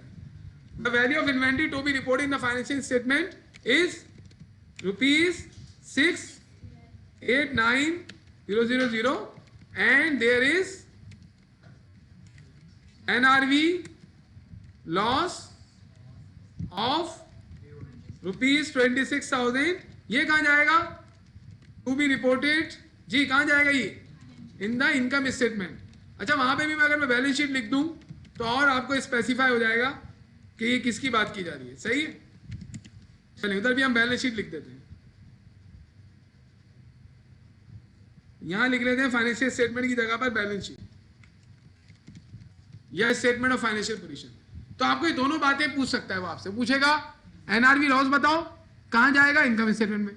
इन्वेंट्री की वैल्यू बताओ वो कौन सी होगी, लोअर ऑफ कॉस्ट एनआरवी, ये कहां जाएगी, बैलेंस शीट में। अब इसकी एंट्री भी बन सकती है, मैक्सिमम जितने काम हो सकते हैं सारे हम कर रहे हैं। इसमें इन्वेंट्री हम क्रेडिट कर देंगे, क्यों, क्योंकि इन्वेंट्री की वैल्यू कम हो गई है 26,000 से, तो इन्वेंट्री को हम क्रेडिट कर देंगे और एनआरवी लॉस को डेबिट करेंगे और ये एनआरवी लॉस इनकम स्टेटमेंट में जाकर आपकी इनकम को कम कर देगा। सिंपल हो गया। कितने से, 26,000 रुपए से एनआरवी लॉस हुआ, 26,000 से इन्वेंट्री आपकी क्रेडिट, क्योंकि आपके अकाउंट में ना इन्वेंट्री नजर आ रही होगी 7,15,000 की, तो आप उसे क्रेडिट कर देंगे 26,000 से, तो वो हो जाएगी 6,89,000। सही है, इसका अकाउंट भी बना के दे सकते हैं।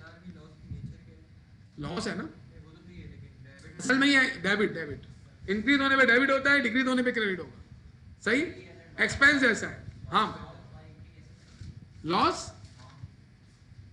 ना हो तो एंट्री नहीं बनेगी ना बेटा, तो लॉस होने पे एंट्री बनाएंगे ना। लॉस नहीं हुई तो हम तो इन्वेंट्री कॉस्ट पे ही रहने देंगे, तो हमें कोई एंट्री थोड़ी बनानी है। हमें एंट्री कब बनानी है, जब हमारी एनआरवी कम हो गई तो इन्वेंट्री की वैल्यू हमें कम करनी पड़ेगी। अगर फॉर एग्जाम्पल एनआरवी ज्यादा है तो हम इन्वेंट्री की वैल्यू बढ़ाते नहीं है, तो उस वक्त कोई एंट्री नहीं बनती। नरेशन क्या आएगी, टू रिकॉर्ड एनआरवी लॉस, ये एनआरवी हमारी इनकम को कम करेगा, और जब इनकम कम हो जाएगी तो अल्टीमेटली कैपिटल कम से बढ़ेगा, वो बात वही है।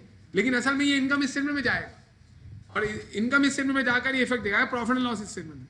अब देखिए इन्होंने इसके बाद में क्वेश्चन पूछा, थ्योरेटिकल क्वेश्चन है, briefly discuss the situations in which net realisable value is likely to be less than the cost of inventory. ऐसा कब होता है कि आपकी एनआरवी कॉस्ट से कम हो जाए, यानी आपने जितना खरीदा था उससे कम का नेट अमाउंट मार्केट से रियलाइज हो रहा है। तो जो आईएएस ने रीजंस बताए वो हमने यहाँ लिखे, सही। क्या क्या रीजंस है कि आपकी ना कॉस्ट बहुत ज्यादा बढ़ गई है, आप प्रोड्यूस कर रहे हो, कॉस्ट बहुत ज्यादा लग गई आपकी, मार्केट में कम का बिकेगा ना। फॉर एग्जाम्पल एक चीज मार्केट में 6 लाख की बिकनी थी, आपने प्रोड्यूस करते वक्त इतने पैसे लगा दिए कि उसकी कॉस्ट ज्यादा हो गई है, तो खुद ब खुद एनआरवी कम होगी कॉस्ट से, तो आपको अपनी कॉस्ट को कम करना पड़ेगा। आई मीन टू से कि आप प्रोडक्शन कर रहे थे, एक आइटम बनना चाहिए था 5 लाख का और आपने उसे महंगा प्रोड्यूस किया, मटेरियल महंगा खरीदा, लेबर को ज्यादा पैसे दे दिए, बिजली महंगी पड़ गई वगैरह वगैरह, तो उसकी एनआरवी आपने मालूम की तो वो जो है वो 4 लाख रुपए, और आपको पड़ गया कितने का, 5 लाख का, तो आप उसे 5 लाख का थोड़ी रिपोर्ट कर सकते हैं। भले आपने उसे 10 करोड़ का बनाया, मार्केट में अगर नेट रियलाइजेबल वैल्यू 5 लाख है तो वो इन्वेंट्री 5 लाख की है, क्योंकि 5 लाख की बिकेगी, कितने की भी इन्वेंट्री आप बना ले उसको, आपका जो पैसा लगा है वो आपने ज़्यादा लगाया है ना। इसी वजह से अगर इन्वेंट्री की कॉस्ट बहुत ज़्यादा हो गई है, कॉस्ट बढ़ गई है, एनआरवी कम है उसके मुकाबले में, तो आपको इनमें एनआरवी लॉस रिकॉर्ड करना पड़ेगा। या फिर सेलिंग प्राइस कम हो जाए बहुत ज़्यादा, यानी आपने बनाया तो सही कॉस्ट पर है, लेकिन मार्केट में ऐसी सिचुएशन हो गई है इकोनॉमी की कि कम वैल्यू पर चीजें बिक रही है। जैसे आजकल प्रॉपर्टी की वैल्यूज कम हुई है, आजकल प्रॉपर्टीज की वैल्यूज कम हुई है ना, प्रॉपर्टी बेचने पर बेचना नहीं चाह रहे लोग। असल में जो प्रॉपर्टी में डीलिंग करते हैं उन्हें बातें मालूम होंगी कि मार्केट में जो प्रॉपर्टी 2 करोड़ की बिकनी चाहिए ना, वो 1.5 करोड़ में आई हुई है, वो 1.5 करोड़, लेकिन खरीदने वाला उस वक्त खरीदेगा ना, पैसा होगा उसके पास, तो सब लोग जो पैसे वाले वो खरीद के बैठे हैं, और जब मार्केट बढ़ेगी तो वो बेचेंगे उसको। वो आपको ज्यादा लग रहा है ना, लेकिन जो उसकी सेल और परचेज करता है उसे मालूम है कि कम है। परचेज करने के लिए नहीं बोल रहा हूं मैं, आपके पास एक फॉर एग्जाम्पल फिक्स एसेट मौजूद है, अगर बिल्डिंग मौजूद है, और वो बिल्डिंग आज होनी चाहिए 2 करोड़ की, लेकिन वो 2 करोड़ की बिक नहीं रही, खरीदार है नहीं मार्केट के अंदर, तो उसकी प्राइसेस कम हुई हुई, और जिसने 2 करोड़ की वो खरीदी, जिसने खरीद के रखी हुई है, वो उसको खरीद के रख के बैठा हुआ है, वो नहीं बेच रहा उसको। वह कम नहीं समझ रहे आप, असल में आप मार्केट में है नहीं इसकी, इस वजह से आप ऐसी बातें कर रहे हैं। असल में बात मैं आपको समझाता हूँ, बात ये नहीं है कि वैल्यू बढ़ रही है, वैल्यू तो बढ़ेगी, जाहिर सी बात है प्रॉपर्टी की, लेकिन जैसे बढ़नी चाहिए ना वैसे नहीं बढ़ रही। जो डीलर्स हैं और जो ब्रोकर्स हैं उनके मुताबिक जो वैल्यू मार्केट में होनी चाहिए वो वैल्यू कहीं भी रियलाइज नहीं हो रही, तो लोग इसी वजह से प्रॉपर्टीज में डीलिंग नहीं कर रहे आजकल, और सब लोग जो है ना ऐसे बैठे हुए हैं, कम बिजनेस हो रहा है इसका। और ये इस वजह से भी हो रहा है कि टैक्सेस गवर्नमेंट ने बहुत बढ़ा दिए, तो लोग अपनी प्रॉपर्टी सेल परचेज नहीं कर रहे, और एफबीआर का बड़ा जो है वो सख्त घेराव हुआ है इनकी तरफ। तो पहले ऐसा नहीं था, पहले बहुत ज़्यादा वैल्यूज पर भी एसेट बिक जाते थे, अब लोग नहीं खरीद रहे। बहरहाल सेलिंग प्राइस कम भी हो सकती है, इस पर हम बात कर सकते हैं इंशाल्लाह। फिजिकल डिटेरियोरेशन ऑफ इन्वेंट्रीज, क्या मतलब, जो इन्वेंट्री आपके पास रखी हुई थी ना, वो रखे रखे खराब हो गई, डैमेज हो गई, कुछ ऐसा हो गया उसके अंदर जिसकी वजह से अब उसकी एनआरवी कम हो जाएगी, और एनआरवी कम हो जाएगी तो फिर एनआरवी लॉस रिकॉर्ड करना पड़ेगा। ऑब्सोलेंस ऑफ प्रोडक्ट्स, मतलब प्रोडक्ट आपकी आउट ऑफ फैशन हो गई, पुरानी हो गई, तो वो कॉस्ट तो उसकी ज़्यादा होगी, लेकिन एनआरवी तो रिकवर नहीं हो सकती उसकी। फॉर एग्जाम्पल गुलाम अहमद ने एक डिज़ाइन बनाया, ये आपको समझ में आ जाएगा, वो डिज़ाइन जो है वो जो उसने बनाया उसे पड़ा है, फॉर एग्जाम्पल वो जो कपड़ा वगैरह है 10,000 का, लेकिन वो आउट ऑफ फैशन हो गया क्योंकि एक नया डिज़ाइन मार्केट में आ गया, अब सब लोग वही खरीद रहे हैं, तो अब वो 10,000 का नहीं बिकेगा, तो वो उसे 6,000 में 4,000 में बेच रहा होगा, तो उसकी एनआरवी कम हो गई ना, सही है, तो उसमें जो है लॉस आ जाएगा। और decision as part of a company marketing, कभी कभी ऐसा होता है कंपनी बोलती है भाई निकालो यार ये प्रोडक्ट, हम नया डिज़ाइन लेके आ रहे हैं, हमारे नए डिज़ाइन बन चुके हैं और ये पुराना डिज़ाइन अभी तक नहीं बिका, तो उसकी भी उस वजह से भी एनआरवी कम हो जाती है कि इसे जल्दी निकालने के लिए एस्टिमेटेड सेलिंग प्राइस को कम कर दिया जाता है। एस्टिमेटेड सेलिंग प्राइस कम हो जाए या एस्टिमेटेड कॉस्ट टू सेल बढ़ जाए या एस्टिमेटेड कॉस्ट टू कंप्लीट बढ़ जाए, तो ऐसी कंडीशन में एनआरवी कम हो जाएगी। अब एरर्स इन प्रोडक्शन और परचेजिंग, आपने खरीदारी की, गलत खरीदारी कर ली तो कॉस्ट ज़्यादा पड़ेगी ना आपको।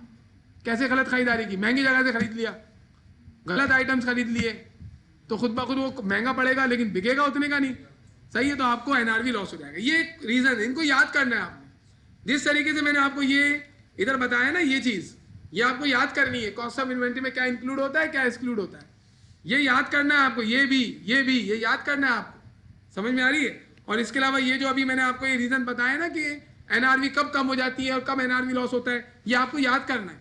न्यूमेरिकल तो आप सॉल्व कर लेंगे, लेकिन ये चीज़ आपको याद करनी पड़ेगी। और न्यूमेरिकल के स्टेप्स भी, पहला स्टेप कॉस्ट कंप्यूट करो, दूसरा स्टेप एनआरवी कंप्यूट करो, तीसरा स्टेप उनमें से कंपेयर करके लोअर रिकॉर्ड करो, फिर चौथा स्टेप एनआरवी लॉस निकालो, सही है, ये काम का। और फिर इन्वेंट्री तो आप बनाई नहीं,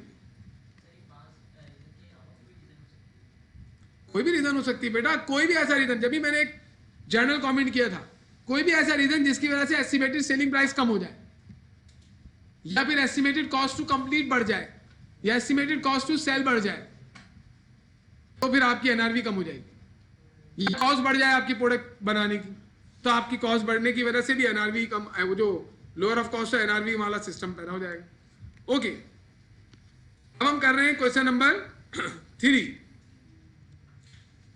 टू क्यों नहीं कर रहे? टू में थोड़ी कैलकुलेशन है, पहले आसान वाले क्वेश्चंस करेंगे।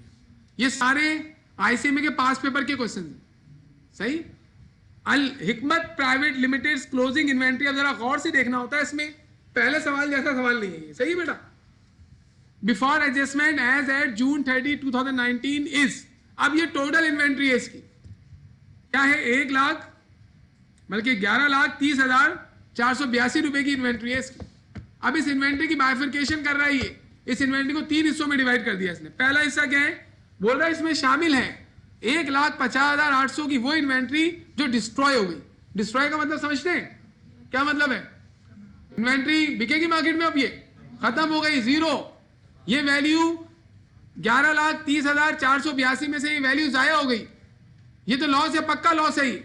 आगे आओ। After the count was complete, okay, it also includes 96,850 which relates to cost of inventory damage in April 2019। अब ये जो हमारा 11,30,482 है ना, इसमें तो 1,50,800 तो आप ये निकाल दें जो डिस्ट्रॉय हो गई। इसके अलावा इसमें एक और इन्वेंट्री है जो हमें पड़ी थी 96,850 की, ये डैमेज हो गई। अब जब ये इन्वेंट्री 96,850 जो डैमेज हो गई है, इसकी एक नॉर्मल सेलिंग प्राइस होगी, 96,850 की इन्वेंट्री की नॉर्मल सेलिंग प्राइस होगी, वो सेलिंग प्राइस अब कम हो गई होगी। जाहिर सी बात है, अब डैमेज हो गई तो उतने की तो नहीं बिकेगी। तो ये बता रहे हैं कि ये इन्वेंट्री हम प्रोसेस कर सकते हैं, रीप्रोसेस, दोबारा से इसमें काम होगा, और उसमें कितनी कॉस्ट लगेगी? 22,090 रुपए। ये कौन सी कॉस्ट है? 22,090 एस्टिमेटेड कॉस्ट टू कंप्लीट है या एस्टिमेटेड कॉस्ट टू सेल है? एस्टिमेटेड कॉस्ट टू कंप्लीट है। और ये बोल रहा है ये इन्वेंट्री मार्केट में 78,330 की बिक जाएगी। अब ये इन्वेंट्री नहीं इतने की बिकेगी, एस्टिमेटेड सेलिंग प्राइस है, इतने की बिकेगी, लेकिन इतने पैसे लग जाएंगे कंप्लीट करने में। तो नेट अमाउंट मार्केट से कितना मिलेगा? उसके लिए 78,330 में से कैलकुलेटर निकालकर 22,090 को लेस करें कैलकुलेटर निकालें। 78,330 की मार्केट में सेल होगी, जबकि इस पर पैसा भी लगेगा हमारा 22,090। तो नेट अमाउंट मार्केट से कितना मिलेगा हमें? 56,000 इतना मार्केट से मिलेगा आपको असल में, जबकि हमें ये इन्वेंट्री कितने की पड़ी हुई है? 96,850 की। इसका मतलब है ये इन्वेंट्री की एनआरवी कम हो गई है, तो हम इसकी जो वैल्यू है वो कम कर लें। अच्छा, अब मुझे बताएं कितने टाइप की इन्वेंट्री हो गई है इसके पास? जो 11,30,482 की इन्वेंट्री है, इसमें कितने किस्म की इन्वेंट्री है? एक वो जो डैमेज हो गई, एक वो जो डिस्ट्रॉय हो गई, और एक normal good inventory. Good inventory मतलब वो नॉर्मल सेलिंग प्राइस पे होगी सेल, उसमें कोई एनआरवी लॉस नहीं हो सकता, तो उसके बारे में कोई भी बात नहीं बताई उसने। अब अगर मेरे पास 10 रुपए की इन्वेंट्री है टोटल, 1 लाख रुपए की इन्वेंट्री है टोटल, उसमें 20,000 की डिस्ट्रॉय हो जाए, तो वो तो आप निकाल दें, बची कितने की? 80,000 की। 80,000 में से 30,000 वाली डैमेज हो गई, 50,000, तो 50,000 वाली को कुछ नहीं करना है आपने, क्योंकि उसकी नॉर्मल सेलिंग प्राइस पर सेल होगी, तो उसमें एनआरवी लॉस नहीं हो सकता। हमें काम करना है डिस्ट्रॉय वाले पर और डैमेज वाले पर। डिस्ट्रॉय वाले को हटा देना है और डैमेज वाले पर एनआरवी कंप्यूट करके कॉस्ट से कंपेयर करना है। डैमेज वाले में ऐसा हो सकता था कि एनआरवी ज्यादा होती, लेकिन नॉर्मली ऐसा होता नहीं है। तो आप ये एज्यूम नहीं कर लेना कि डैमेज हो गई तो एनआरवी कम ही होगी। गौर से देखें, इस वजह से कहते हैं कि इंसान टाइम पर सो जाए, नहीं, टाइम पर सोना चाहिए। आप हर जगह जो ये डाल देते हैं ना अपना कमेंट, किसी दिन फंस जाएंगे, कोई जाके रिपोर्ट कर देगा या बंदे आ जाएंगे, इस तरीके से हो गया था एक दफा। एक अकेडमी में मैं क्लास ले रहा हूं और एक पठान खातून पढ़ने आती थी, और एक ने कमेंट कर दिया लड़के ने। उसके बाद फिर उस लड़के को मैंने बड़ी मुश्किल से बचाया, तो हमारी अकेडमी बड़ी मुश्किल से उसे बचाया, और उसके बाद अकेडमी से निकाल दिया मैंने, भाई तुम नहीं आओ यार, ऐसी हरकतें नहीं करनी चाहिए ना। तो आप एहतियात करें, कमेंट किस पे कर रहे हैं, जाके घर पे जो खवातीन है उस पर कमेंट करें जाके, ताकि फिर आपको पता चले, फिर वो आपको बताएंगे कि भाई आपने हमें ये बोला, अभी अब्बू को बताते हैं। यहाँ तो ये अपने अब्बू को बोलेंगे तो अब्बू आपको मारेंगे आके, समझ में आ रही? ओके। तो आप पिटेंगे तो हमें अच्छा थोड़ी लगेगा यार, हम तो आपको बचाएंगे, लेकिन ऐसा ना हो कि फिर वो मसला हो जाए, मैं आप भी बचा रहे हैं तो आप भी इन्हीं के साथ थे। ओके, बहरहाल इंसान बनो, मतलब competition for total value of closing. दोबारा हम काम कर रहे हैं, हमारे पास कितने टाइप की इन्वेंट्री हो गई? 4 टाइप की नहीं है, 3 टाइप की। अब मुझे बताएं पहली कौन सी है? इन्वेंट्री डिस्ट्रॉइड, या हम बना रहे हैं क्वेश्चन का, हमने डाटा बनाना है पहले। अगर आप क्वेश्चन पढ़ लें और उसको तरतीब ना दें, ये टेबल आपको बनाना है, इस टेबल में आपने डाटा को आपने उतार दिया, कॉस्ट और एनआरवी को, बस आपका काम हो जाएगा। और अगर आप क्वेश्चन पढ़े जा रहे हैं, आपको मिल नहीं रहा मुझे करना क्या है, भाई आपको पहले क्या करना है, इन्वेंट्री की टाइप बनानी है, फिर उसकी कॉस्ट तलाश करके लिखनी है, फिर उसकी एनआरवी निकालनी है, कंपेयर कर लेना है। तो एक है इन्वेंट्री डिस्ट्रॉइड, एक है इन्वेंट्री डैमेज, और एक है गुड इन्वेंट्री। मतलब ये हमारी नॉर्मल इन्वेंट्री है, इसको कुछ भी नहीं हुआ। अब तीनों का अब टोटल कितना बताया इसने, 11,30,482, ये हमारी टोटल इन्वेंट्री। मैंने टोटल पहले क्यों लिखा, ताकि मैं इन अमाउंट्स को निकाल सकूं। अब देखिए इधर आइए, 1,50,800 की इन्वेंट्री डिस्ट्रॉय हो चुकी है, तो हम यहाँ लिख लेंगे 1,50,800 की इन्वेंट्री गई। अच्छा, डैमेज वाली की कॉस्ट क्या है, 96,850, तो हम लिखेंगे 96,850, ये लिख दिया हम। अब इसके अलावा जो भी इन्वेंट्री बची वो हमारी गुड इन्वेंट्री। कैसे निकालेंगे, टोटल में से माइनस कर लेंगे सम, किसका, इन दोनों का। तो ये आ गया 8,82,832, this is our good inventory. Good inventory की एस्टिमेटेड सेलिंग प्राइस नहीं दी हुई, गुड इन्वेंट्री की नॉट अप्लाइड लिख देते हैं, और एस्टिमेटेड कॉस्ट टू सेल भी नहीं दी हुई, और एनआरवी भी नहीं दी हुई, तो इसकी एनआरवी कॉस्ट के बराबर होगी,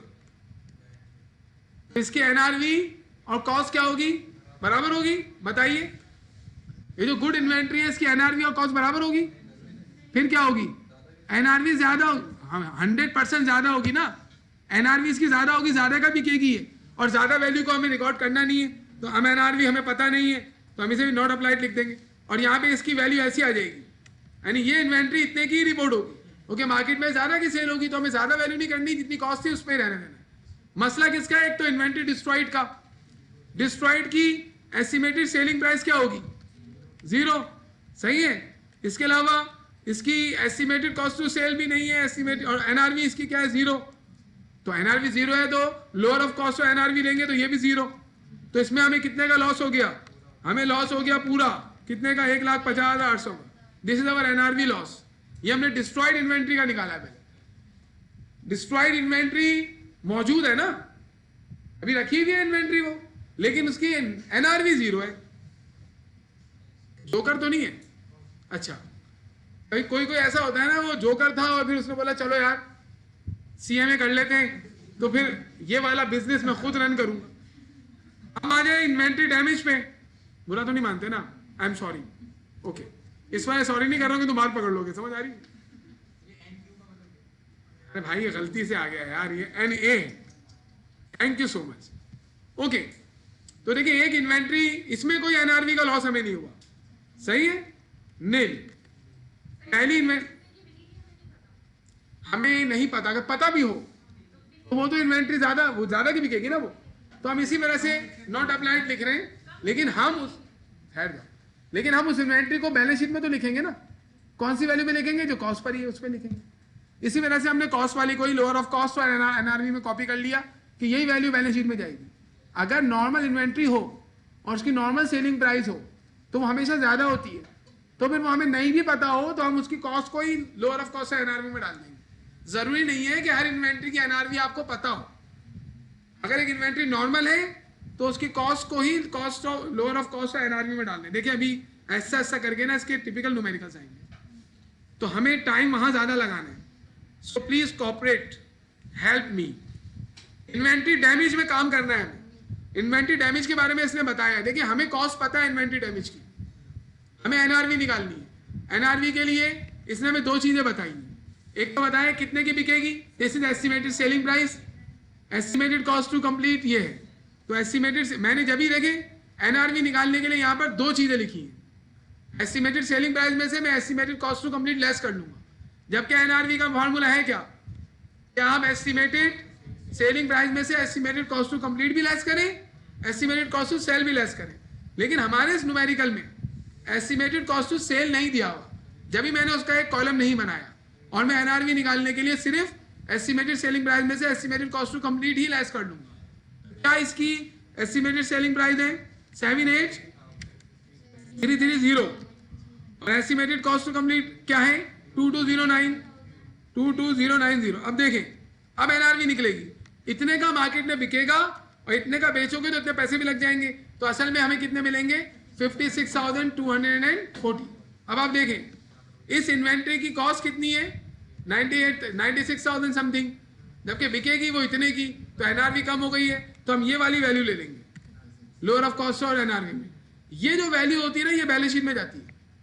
लोअर ऑफ कॉस्ट और NRV is the actual value of inventory to be reported into balance sheet, और क्योंकि इसकी वैल्यू कम हुई है तो इसमें भी हमें लॉस हो गया, तो लोअर ऑफ कॉस्ट और एनआरवी वाली वैल्यू को कॉस्ट में से लेस करते हैं एनआरवी लॉस निकालने के लिए। सही है, तो हम यहां लिख देते हैं कि एनआरवी लॉस कैसे निकलता है। एनआरवी लॉस अगर आपको निकालना हो आप क्या करेंगे, आप लोअर ऑफ कॉस्ट और एनआरवी में से माइनस कर लेंगे किसको, कॉस्ट को, तो एनआरवी लॉस आपको मिल जाएगा। सही भाई। अच्छा अब मुझे बताएं टोटल क्या हुआ। टोटल अभी इन्वेंट्री कितने की है हमारे पास, टोटल ये इन्वेंट्री हमारे पास है, हम बैलेंस शीट में इतने की इन्वेंट्री लिखेंगे, और इन्वेंट्री असल में हमारे पास लिखी हुई कितने की थी 11,30,482 की, लेकिन अब वो हो चुकी है कितने की, इतने की, तो हमें इन्वेंट्री लॉस हो गया टोटल कितने का 1,91,000। इसको भी आप ऐड करेंगे ना ऐड, तो यही लॉस बनेगा हमारा। सही है, तो आप इसको माइनस के साइन के साथ बना लेते हैं, दिस इज अवर लॉस।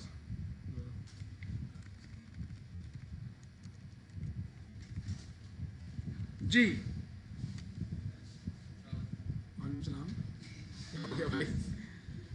भूला भटका आ गया।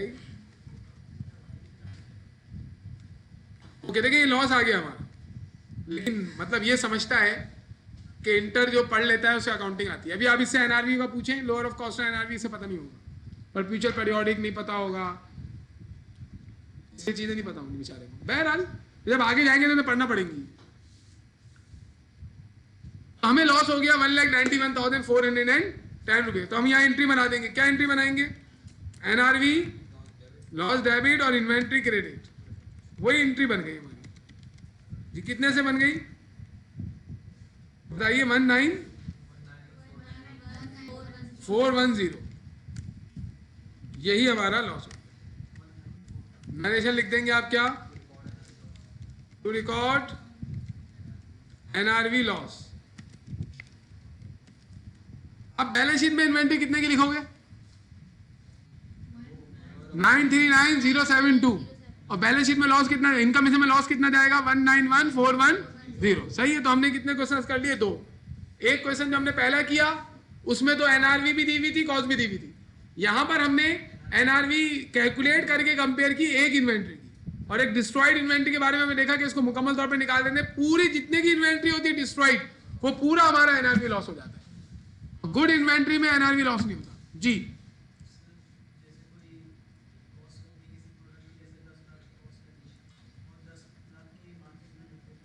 एनआरवी 10 लाख ही है तो बेटे बराबर है ना, तो आप कॉस्ट पे ही रहने देंगे उसको, या कॉस्ट पर रहने दें या एनआरवी में रहने दें, वो तो बात हो गई। लोअर इनमें से कोई भी नहीं है ना, दोनों बराबर है। मामला तो कब आएगा जब दोनों डिफरेंट हो, दोनों डिफरेंट हो तो अगर एनआरवी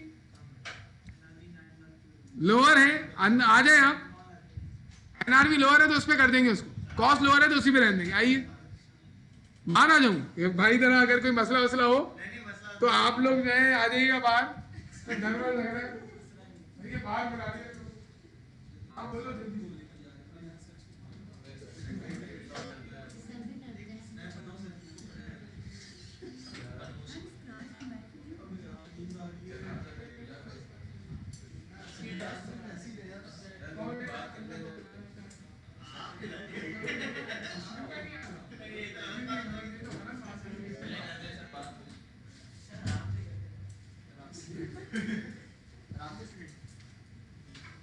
ये आपके सीनियर्स हैं, वो सीनियर वाला कहाँ चला गया, वो जो बच्चा था क्या हुआ, उसको बीमार है ऐसे में छोड़ दिया उसने, नहीं सही बताएं बीमार है वो दूसरी क्लासेस में दिख रहा है। ओके अल्लाह रहम फरमाए इंशाल्लाह सब पे। सीरियस बात पूछ रहा हूँ भाई, are you ever serious, question number 5 में आए, अल्लाह हम सब पे रहम फरमाए। सीरियस नहीं होता वक्त उसको सीरियस कर देता है। इंसान को बहुत सारी चीजें ना वक्त सिखाता है। ओके, मैंने भी बहुत सारी चीजें वक्त से सीखी हैं, और इंसान फिर एनालाइज करता है कि उसने जिंदगी में क्या क्या गलतियां की हैं। तो जो आपके बड़े हों उनसे पूछ लिया करें कि कौन सी गलती हम कर रहे हैं। तो आप बहुत सारी गलतियां कर रहे हो अबू बकर। एक इसने अच्छाई की है कि ये इस चीज के पीछे पड़ गया है कि डेबिट में आर क्यों लगा, and this is very good. आपके आने से पहले मैंने बोला था, तो आप इसको और खोदेंगे। फिर हम बात करेंगे एक क्लास में इंशाल्लाह 10-15 मिनट। एएफपी एंड कंपनी, असल में rules of debit and credit जो है उसका रैशनल है, रीजन है कि एसिड बढ़ता है तो डेबिट ही क्यों होता है, और वो इसी से निकलेगा जो आपने डिस्कशन शुरू की है। तो इसमें आप खोदेंगे ना तो आपको इन रूल्स का रीजन मालूम चल जाएगा। मैं आप किसी से पूछे एसिड बढ़ता है तो डेबिट ही क्यों होता है, बोलेगा भाई डेबिट होता है खत्म। हालांकि इसका रीजन मौजूद है कि एसिड बढ़कर डेबिट क्यों होता है, लायबिलिटी बढ़कर क्रेडिट क्यों होती है। तो वो तुम्हारे वाले रूट पर चलने से मन मिल जाएगा। एएफपी एंड कंपनी, अभी दोबारा वही काम आ गया, has inventory on hand at the end of year on December 31, 2011। देखिए साल के एंड की इन्वेंट्री है ये। इन्वेंट्री सारी वो फाइफो लाइफो सारा होकर ही इन्वेंट्री बची। दो टाइप की इन्वेंट्री है, सूट केसेस है, हैंड बैग्स, यूनिट्स मौजूद है। अब ये जो यूनिट्स है ना, ये इनकी प्रोडक्शन कॉस्ट वगैरह भी दे रहा है। तो इसका मतलब है, हाँ तो इन्वेंट्री थी ना, वो क्या हुआ कहां पर, ये जो 11,30,482 की बात कर रहे हैं, ये इस दफा की एंडिंग इन्वेंट्री का अमाउंट है, cost of goods available for sale नहीं है।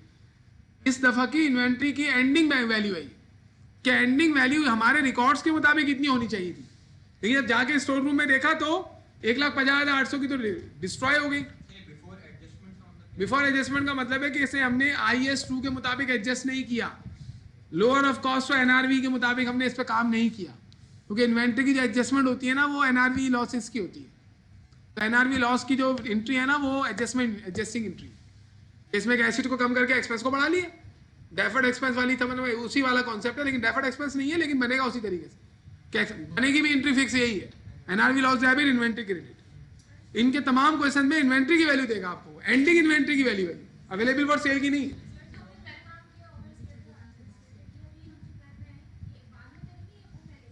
ओवर स्टेटमेंट और अंडर स्टेटमेंट का बेटा काम तो हमें पता ही नहीं चलता ना, वो तो होता ही नहीं है, वो तो अगले सालों में मालूम चलेगा। जिस साल में मालूम चलेगा उस साल में हम पुराने वाले फाइनेंशियल स्टेटमेंट को सही करके नहीं आप समझे। फॉर एग्जांपल 5 सालों के बाद आपको मालूम चला कि इन्वेंट्री 5 सालों में ओवर स्टेट अंडर स्टेट हुई थी, तो आप पिछले वाले फाइनेंशियल स्टेटमेंट करेक्ट करेंगे। NRV लॉसेस तो आपने पिछले सालों में रिकॉर्ड कर लिए थे, वो तो हो गए थे, हाँ वो तो हो गए थे। अब इस साल में इन्वेंट्री आपने सही काउंट की, तो फिर ओवर स्टेटमेंट अंडर स्टेटमेंट इस साल का होगा ही नहीं, हमें पता ही नहीं होगा। अगर हुआ भी होगा तो फिर हम NRV लॉसेस को रिकॉर्ड कर लेंगे। ये जो lower of cost, sorry under statement over statement वाली चीज है ना, ये इस साल हम पिछले साल की करेक्ट करते हैं। इस साल की अगर ओवर स्टेटमेंट अंडर स्टेटमेंट हमें मालूम ही चल जाए फिर तो हम अभी कर लेंगे ना। ये तो ओवर स्टेटमेंट अंडर स्टेटमेंट हमें मालूम नहीं चलती तो हम फिर अगले साल पिछले सालों की कर रहे होते हैं। लेकिन ये हर साल के एंड में होगा, ऑब्वियस है कि हर साल के एंड में ये होगा। आप बोलिए दोनों में पहले कौन सा होगा, तो वो जो ओवर स्टेटमेंट अंडर स्टेटमेंट इस साल होगी वो हमें पता है, वो तो हम अगले साल, तो हम इस साल वो करेंगे ही नहीं। और इस साल अगर हम ओवर स्टेटमेंट अंडर स्टेटमेंट पिछले सालों की करेक्ट करें तो वो तो पिछले सालों के फाइनेंशियल स्टेटमेंट रिवाइज होंगे ना, इस साल के नहीं होंगे। तो इस साल असल में सिर्फ यही काम होगा। सही में चले, अब सवालात पूछ सकते हैं आप। ये साल के एंड में जब इन्वेंट्री की मुकम्मल तौर पे कॉस्टिंग हो जाएगी तो जो इन्वेंट्री बची हुई होगी ना उस पे होगा। ये एंडिंग इन्वेंट्री पे होता है। बाकी जो इन्वेंट्री बिक गई वो तो खत्म हो गई ना, वो तो चली गई।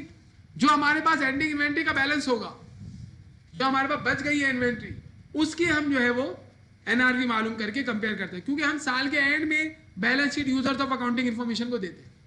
तो उस बैलेंस शीट में जो वैल्यू रिपोर्ट होनी चाहिए ना वो लोअर ऑफ कॉस्ट और NRV होनी चाहिए। तो जो बैलेंस शीट में इन्वेंट्री जाती है वो कौन सी होती है, जो बच गई। तो जितनी बच गई है इन्वेंट्री साल के एंड के दिन, उन सब की NRV मालूम करके कंपेयर करेंगे और इनमें जो कम होगी उस पर इन्वेंट्री को बैलेंस शीट में डालेंगे।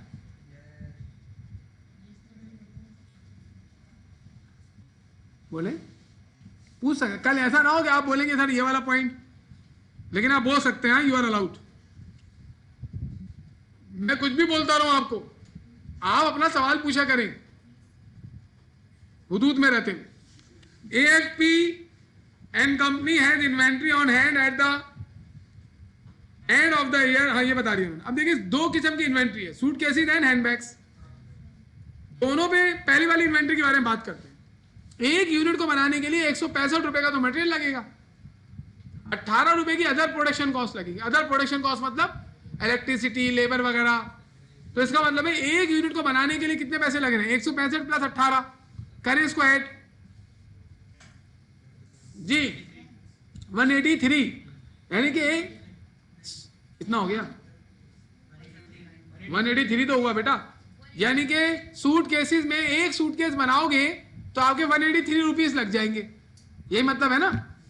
इसका मतलब देख लो बेटा, बोल तो रहा है मटेरियल इतने का लगेगा, 165 रुपए का एक यूनिट पर यूनिट लिखा हुआ है मटेरियल कॉस्ट पर यूनिट। एक यूनिट को बनाने के लिए 165 रुपए लगेंगे मटेरियल के, और एक यूनिट को बनाने के लिए अदर प्रोडक्शन कॉस्ट लगेगी 18 रुपए की। तो टोटल 183 रुपीज लगेंगे एक यूनिट को बनाने के लिए। ये क्या है? कॉस्ट है, यानी हमें इतने का पड़ेगा। अच्छा, ये इनमें से एक यूनिट मार्केट में बिकेगा कितने का? 184 का। सुन दो नहीं, एक यूनिट मार्केट में बिकेगा कितने का? 184 का। ये एस्टिमेटेड सेलिंग प्राइस है, और इसको बेचने के लिए 14 रुपए हमारे सेलिंग कॉस्ट लगेगी। तो इसका मतलब ये हुआ कि इस इन्वेंट्री को बेच में एक सूटकेस को बेचकर हमें पैसा मिलेगा कितना? 184 माइनस 14, यानी 170 रुपए मिलेंगे ना। मैं इसका मतलब भाई 184 रुपए का तो मार्केट में सेल होगा, लेकिन ब्रोकर को भी तो 14 रुपए देने पड़ेंगे, सेलिंग कॉस्ट लग रही है। तो इसका मतलब है ब्रोकर को पैसे देने के बाद एक यूनिट का हमारे पास कितना बचेगा? तो गर्दने थोड़ी लानी है, बताएं कितना बचेगा? 170 बचेगा। इसका मतलब है इसमें से एक सूटकेस बेचकर हमें 170 रुपए मिलेंगे। जब होने दें, कोई मसला नहीं है। ये जो 170 रुपए हमें मिलेंगे ना, ये एनआरवी है। ये क्या है? मतलब इसकी नेट रियलाइजेबल वैल्यू 170 रुपए है, जबकि हमारी कॉस्ट है 183। अब आप अभी बिका नहीं है, हमने बेचा नहीं है इसको, अभी ये इन्वेंट्री हमारे पास रखी हुई है।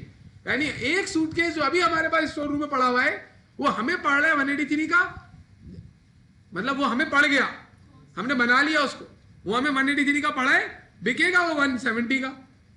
तो हम बोलेंगे तो कम का बिकेगा, तो इसकी वैल्यू 183 ज्यादा लिखी हुई है, तो आप इसको 170 पे कर लेंगे। तो हर सूट कॉस्ट में ऐड थोड़ी होगी, वो तो आप सेलिंग प्रोसेस में लेके जा रहे हैं ना। सुने, ऐसा कर सकता है स्टूडेंट, गलत करेगा। जितने पैसे मिल रहे हैं उसको कमाने के लिए जो पैसे लग रहे हैं उसको आपस में आप एडजस्ट करेंगे। पैसे कितने लग रहे हैं? 184। मिल कितने रहे? 184। लेकिन 184 कमाने के लिए 14 रुपीज लगा रहे हो ना तुम। ये प्रोडक्ट को बनाने के लिए थोड़ी लगा रहे हो। प्रोडक्ट तो बन चुकी, प्रोडक्ट बनाने का खर्चा थोड़ी है ये। तो इसको इसी वजह से कॉस्ट में ऐड नहीं करेंगे। मैंने पीछे बताया था, प्रोडक्ट को यूजेबल, प्रोडक्ट को सेलेबल कंडीशन में लाने तक की पेमेंट ऐड होती है। तो प्रोडक्ट को जब सेल करना शुरू करोगे तो उस वक्त ये कॉस्ट आएगी सेलिंग कॉस्ट। ये तो प्रोडक्ट बनाने के बाद की कॉस्ट है ना, तो प्रोडक्ट की कॉस्ट में ऐड नहीं होगी। प्रोडक्ट की कॉस्ट में सिर्फ वो कॉस्ट ऐड होंगी जो प्रोडक्ट को तैयार करने तक की है, और ये selling cost and cost to complete ये तो बाद में इनकार होती है जब प्रोडक्ट बन चुकी होती है। तो इसको प्रोडक्ट की कॉस्ट में ऐड नहीं करते, इसको सेलिंग प्राइस में जब ही लेस करते हैं। समझ आ गई? आईएएस वाले बनाने वाले अक्लमंद लोग हैं, तो उन्होंने एक बाउंड्री बनाई है कि प्रोडक्ट जब तक सेलेबल कंडीशन में नहीं आ गई, जब तक की पेमेंट प्रोडक्ट की कॉस्ट में ऐड करो, नेसेसरी पेमेंट्स। उसके बाद अगर कोई पेमेंट आ रही है, अब एस्टिमेटेड कॉस्ट टू सेल कब इनकर होगी? ब्रोकर वगैरह को पैसे देंगे, कब देंगे? जब सेलेबल कंडीशन में आ चुकी होगी। एस्टिमेटेड कॉस्ट टू कंप्लीट कब लगेगी? जब कोई डैमेज होगा। और डैमेज कब होगा? प्रोड्यूस होने के बाद कभी डैमेज होगा। इस वजह से ये भी प्रोडक्ट की कॉस्ट में ऐड नहीं करेंगे।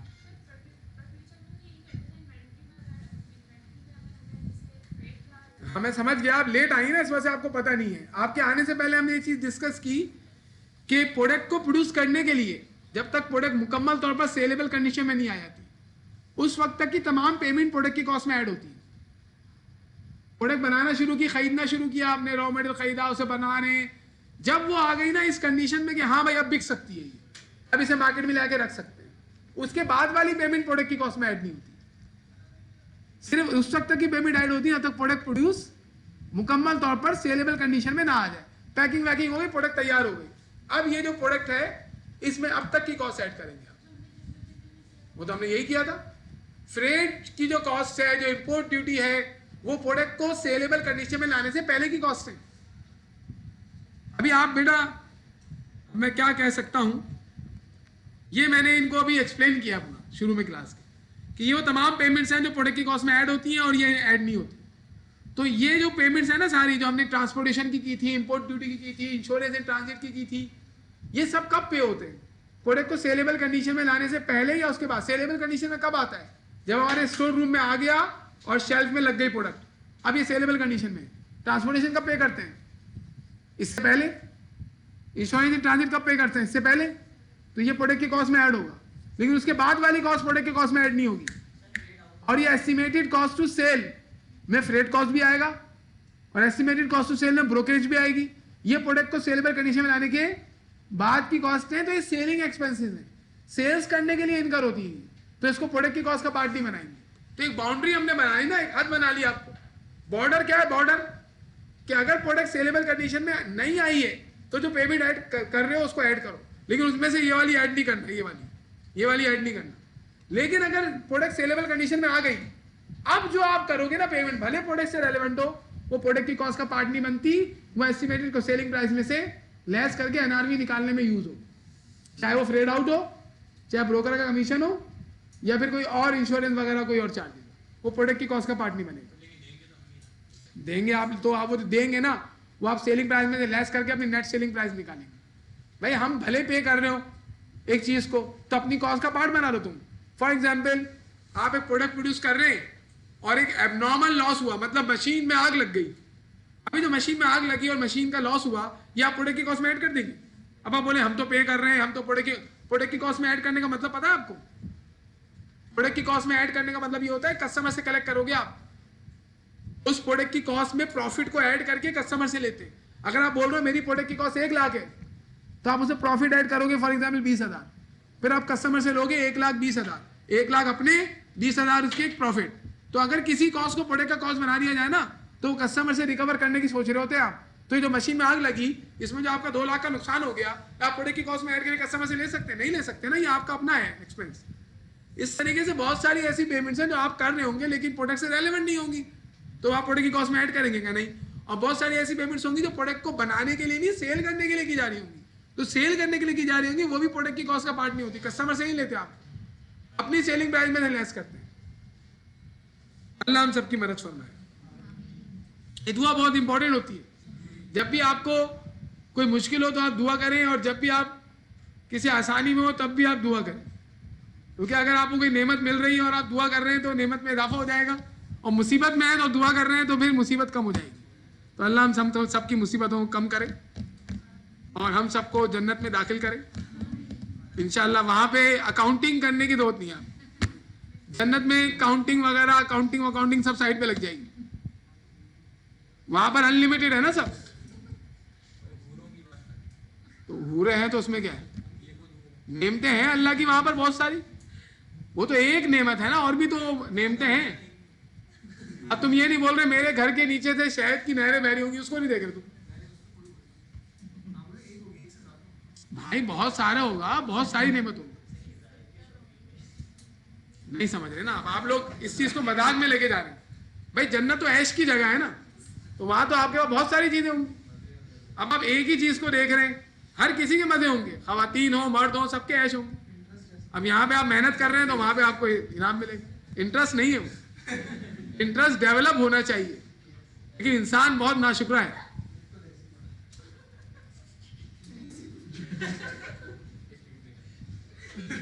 बहरहाल चलो, अभी वहां पे एनआरवी लॉस भी नहीं होगा, सही है, तो सेलिंग प्राइस ही नहीं होगी वहां, तो बहरहाल अभी हम कर लेते। अब मुझे बताएं, सूट केसेस के केस में एनआरवी कम हो गई तो लॉस हो गया। हैंडबैग्स में आए जरा, हैंडबैग्स में मटेरियल लग रहा है 55 रुपए का एक हैंडबैग को बनाने के लिए, और 15 रुपए प्रोडक्शन करने के लिए, टोटल कितने का हैंडबैग हमें पड़ गया? 70 का।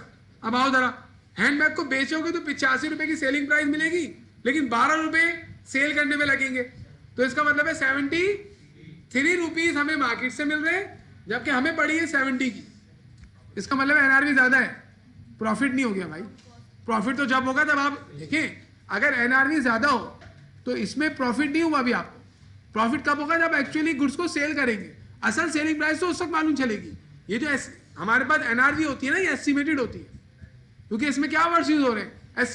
Estimated selling price. एनआरवी को निकालने का तरीका क्या है? आप देखें एनआरवी को निकालने के लिए estimated selling price, estimated cost to complete, estimated cost to sell, ये सब एस्टिमेटेड है, तो एनआरवी एस्टिमेटेड है। एक्चुअल सेलिंग प्राइस एनआरवी से डिफरेंट हो सकती है, लेकिन हम अपनी बैलेंस शीट बनाने के लिए आज की इन्वेंट्री को एनआरवी में लेके जा रहे हैं ताकि हमारी रिपोर्टिंग करेक्ट हो और प्रूडेंस कॉन्सेप्ट के मुताबिक हमारी रिपोर्टिंग हो। तो क्या हैंडबैग्स के अंदर एनआरवी कम हुई? नहीं। तो हैंडबैग्स की जो वैल्यू है वो उसकी कॉस्ट पर ही आएगी। अभी बोल रहा है state at what amount the inventories will be shown in the state financial statement as per the requirement of IAS 2। अब मैंने आपको जो अभी करवाई कॉस्टिंग, वो एक बैग की और एक सूटकेस की करवाई है ना, लेकिन आपको टोटल में काम करना ही है। टोटल में भी वही काम होगा कि सूटकेसेस में हमें एनआरवी लॉस होगा और हैंडबैग्स में हमें एनआरवी लॉस नहीं होगा। क्या पूछनी है आप?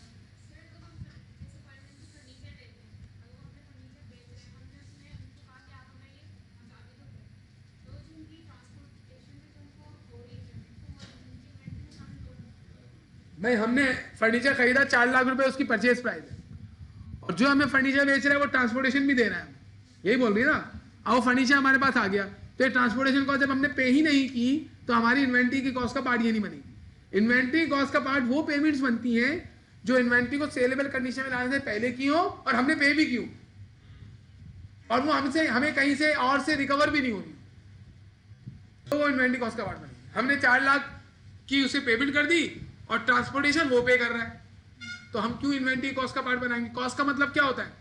हमने पेमेंट्स कितनी की है। कॉस्ट की मैंने डेफिनेशन बताई थी ना आपको, सम ऑफ ऑल पेमेंट्स मेड, जितनी पेमेंट्स की है उनको सम कर लो तो कॉस्ट निकलती है। अगर वो इन्वेंट्री 4 लाख की इन्वेंट्री हमें फ्री में दे दे, ट्रांसपोर्टेशन भी खुद ही कर रहा है वो, अब इन्वेंट्री की वैल्यू तो जीरो हो गई हमारे लिए, तो इसे कैसे रिकॉर्ड करेंगे? ये ग्रांट्स कहलाती हैं, आप देखेंगे आगे कैसे रिकॉर्ड होगी। ये एस्टिमेटेड सेलिंग मार्केट वैल्यू पे कुछ इसमें होता है सिलसिला। अगर आप वाली जो एग्जाम्पल है उसमें हम क्या करेंगे, वो जो ट्रांसपोर्टेशन उसने पे की है वो हमारी कॉस्ट नहीं है। हम इन्वेंट्री को 4 लाख पे ही लिखे, हमें कितने उसने पे की है ना, हमने थोड़ी की है। हमने पे की है तो फिर हम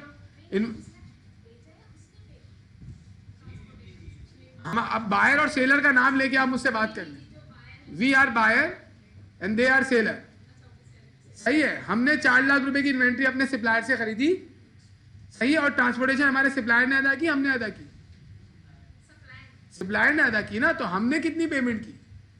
4 लाख रुपए। तो हमने तो ट्रांसपोर्टेशन पे ही नहीं की, हमने की, हमारी जेब से कोई पैसा गया नहीं, गया ना जाएगा, तो हमें इन्वेंट्री 4 लाख की पड़ गई। 4 लाख इज द कॉस्ट। एक एक करके वो तो अपने पास फ्रेड आउट का एक्सपेंस रिकॉर्ड करेगा, वो उसका सेलिंग एक्सपेंस होगा, वो अपने इनकम स्टेटमेंट में लेके जाएगा अपने पास। हम इस ट्रांसपोर्टेशन को अपने पास कहीं भी शो नहीं करेंगे क्योंकि हमने इसकी पेमेंट ही नहीं की। समझ आ रही है? आप इसको रिकॉर्ड क्यों करेंगे? आप ये बताएं, आप क्यों रिकॉर्ड करना चाह रही है इस ट्रांसपोर्टेशन को? हमने पे ही नहीं। अच्छा, आप सेल कर रही है, सही है। हाँ, तो ये आपका फ्रेड एक्सपेंस होगा, ये इन्वेंट्री कॉस्ट में नहीं आएगा। वजह क्या है कि जो आप ट्रांसपोर्टेशन पे कर रहे हो, ये कब पे कर रहे हो? जब इन्वेंट्री सेलेबल कंडीशन में आ चुकी थी, उसके बाद सेल करने के लिए पे किया है ना आपने ये, तो ये इन्वेंट्री कॉस्ट में ऐड नहीं होगा, ये आपका एक्सपेंस होगा, इसको आपने ऑपरेटिंग एक्सपेंस में लेके जाएंगे।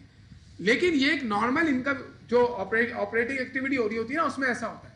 लेकिन जब आप एनआरवी और लोअर ऑफ एनआरवी और कॉस्ट का जो मेजरमेंट है, इसमें जब आप आते हैं ना, तो वो जो आपका फ्रेड, एस्टिमेटेड फ्रेड जो होता है, उसको आप एस्टिमेटेड सेलिंग प्राइस में से लेस करके एनआरवी निकालते हैं।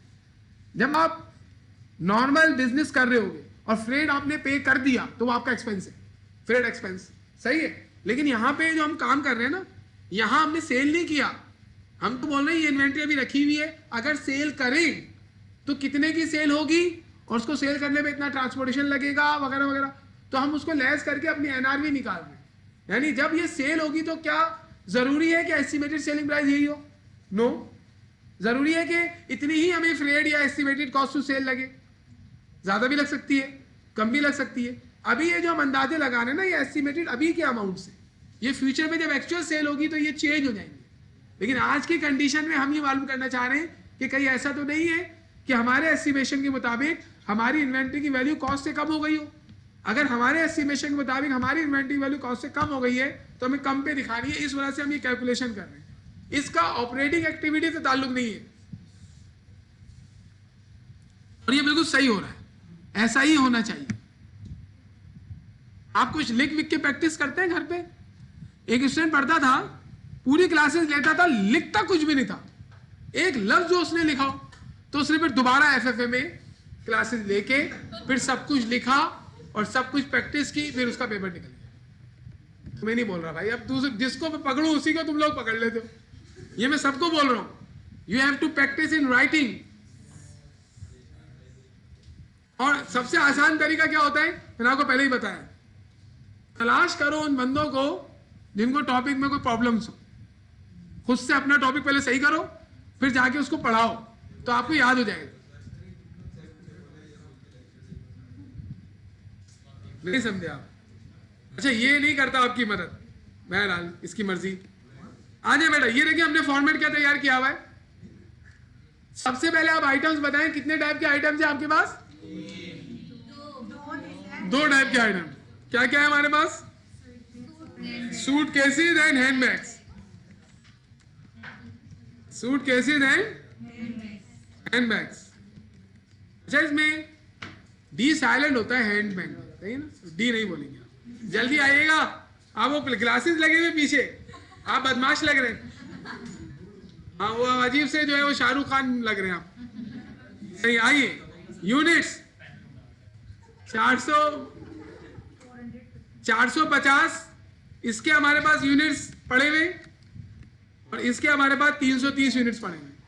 इस यूनिट को बनाने के लिए जो हमारा मटेरियल लगा वो 165 रुपए का लगा, और इसको बनाने के लिए एक यूनिट का मटेरियल लगा 55 रुपए का। अदर मैन्युफैक्चरिंग कॉस्ट इसको बनाने के लिए 18 रुपए लगी है, और इसको बनाने के लिए 15 रुपए लगी है।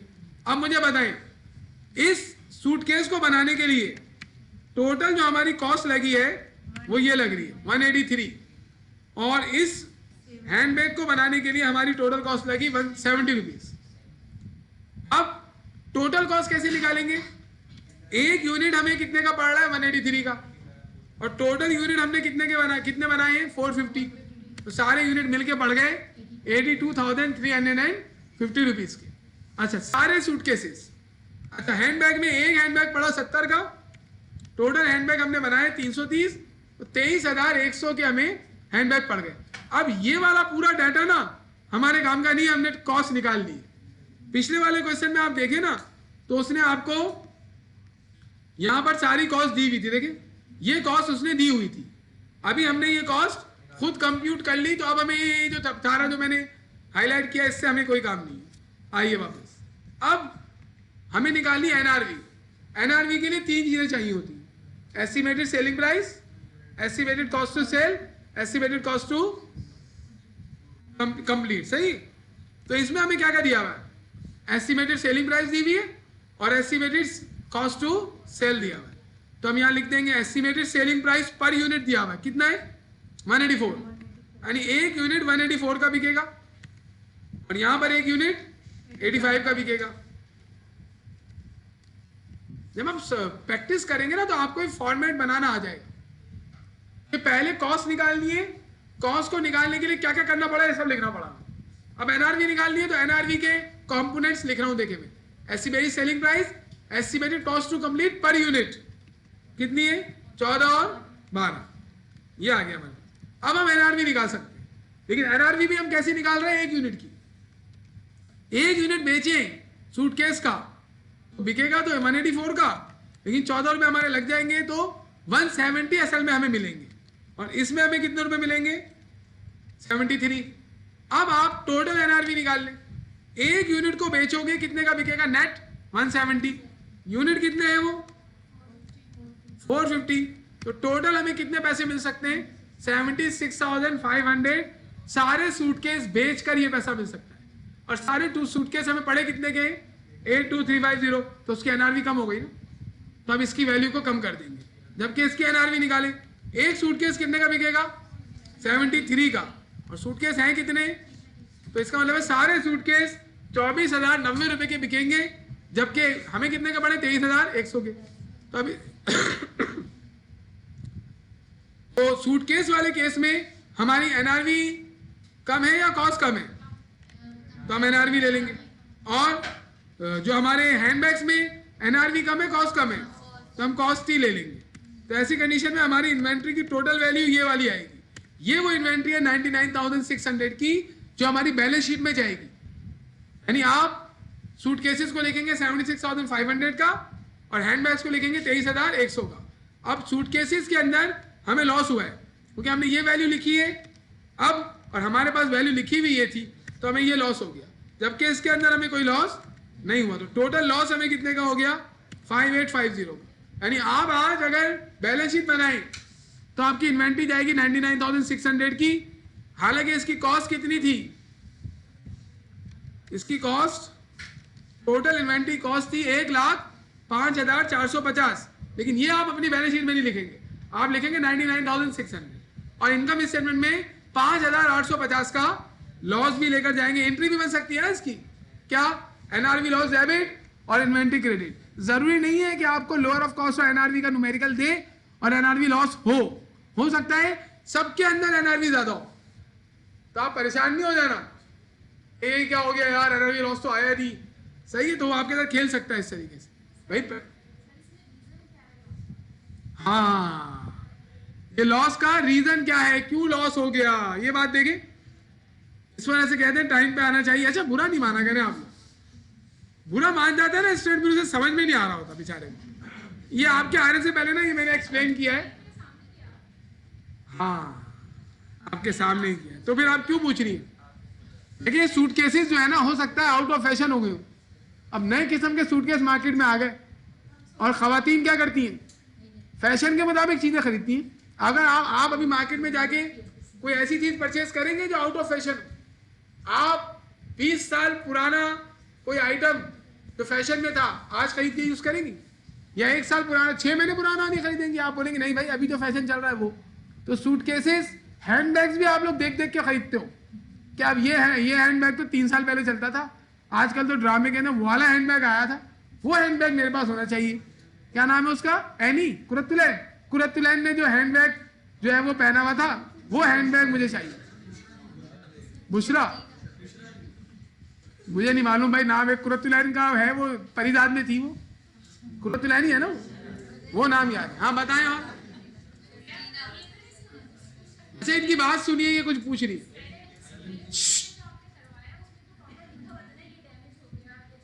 हाँ, जरूरी नहीं है ना कि हमें, हाँ आप सही बोल रही हो, यानी जरूरी नहीं है कि क्वेश्चन में मेंशन कर दे कि भाई ये एनआरवी लॉस क्यों हुआ।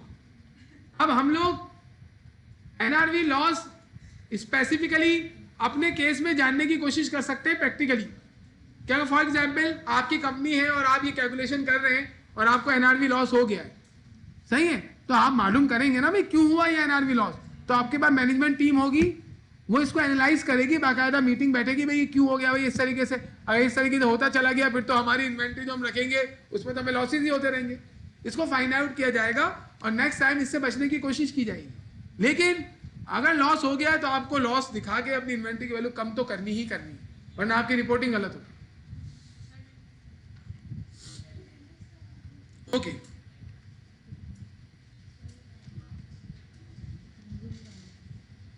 मैंने हर क्वेश्चन के आगे देखे ये फार्मूले बार बार लिखे हुए। अब आइए जरा क्वेश्चन नंबर 2 करते। एक ही चीज पढ़ी है तुम लोगों ने कि कॉस्ट को एनआरवी से कंपेयर करो, एनआरवी कम हो गई है तो इन्वेंट्री उस पर लिख दो, अगर एनआरवी ज्यादा है कॉस्ट कम है तो कॉस्ट पे रहने दो, और इस पर तुम लोगों की जो है हालत जो है वो खराब हुई।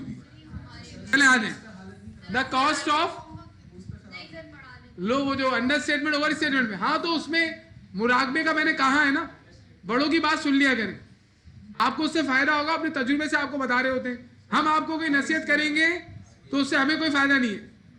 भाई सारे स्टूडेंट पास भी हो जाए तो मुझे क्या फायदा, सारे फेल भी हो जाए तो मुझे फायदा नहीं है, ना नुकसान है। समझ में आ रही है? लेकिन हम क्या चाहते हैं कि हमारे सारे बच्चे ना सिर्फ अच्छे नंबर से पास हो, बल्कि उनकी अंडरस्टैंडिंग भी बड़ी जबरदस्त होगी, उन्हें आगे हेल्प मिले। लेकिन ये सारी बातें आपके फायदे के लिए की जाती है। तो किसी किसी टॉपिक के अंदर मुराकबे की बड़ी जरूरत पड़ती है, और मुराकबा होता है तन्हाई में, और वो आपके दिमाग को करता है परेशान। आपके सर में दर्द होगा, और वो सर में जो दर्द होगा ना वो आपके दिमाग को तेज करता है। आप एक टॉपिक पढ़ेंगे कैश फ्लो स्टेटमेंट, तो कैश, अभी हम लोग इंशाल्लाह नेक्स्ट लास्ट टॉपिक होगा वो cash flow statement, second last. Cash flow statement में हर चीज का रीजन जो मुझे आज पता है वो मैंने खुद फाइंड आउट किया था। कैसे फाइंड आउट किया था, ये मैं अपनी तारीफ करने के लिए नहीं बता रहा, मैं आपको बता रहा हूं कि इस तरीके से तुम लोग कर सकते हो, सही है। तो उसमें अब मैं आजकल की तो मतलब कुछ दिनों में मैंने ये नहीं किया, बहुत पुरानी बात है, तो उसमें मैंने उस पूरे टॉपिक को 3-4 बुक से स्टडी किया और जो रीजंस मुझे नहीं मिल रहे थे उसको फाइंड आउट करने की कोशिश की। क्यों की, इसका रीजन है, अभी मैं यहाँ पढ़ाने आ रहा हूँ, अब तुम लोग मुझसे कुछ क्वेश्चन पूछो, मैं बोलो यार ये तो मैं घुमा दूं और मुझे पता ना हो, तो तुम लोग क्या बोलोगे, अरे भाई खुद को आता नहीं है, हमें पढ़ाने आ गई।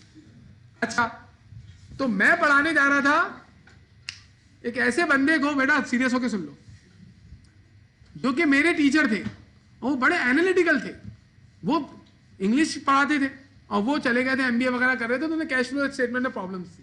तो उन्होंने मुझसे कहा कि भाई आप मुझे ये बताइएगा।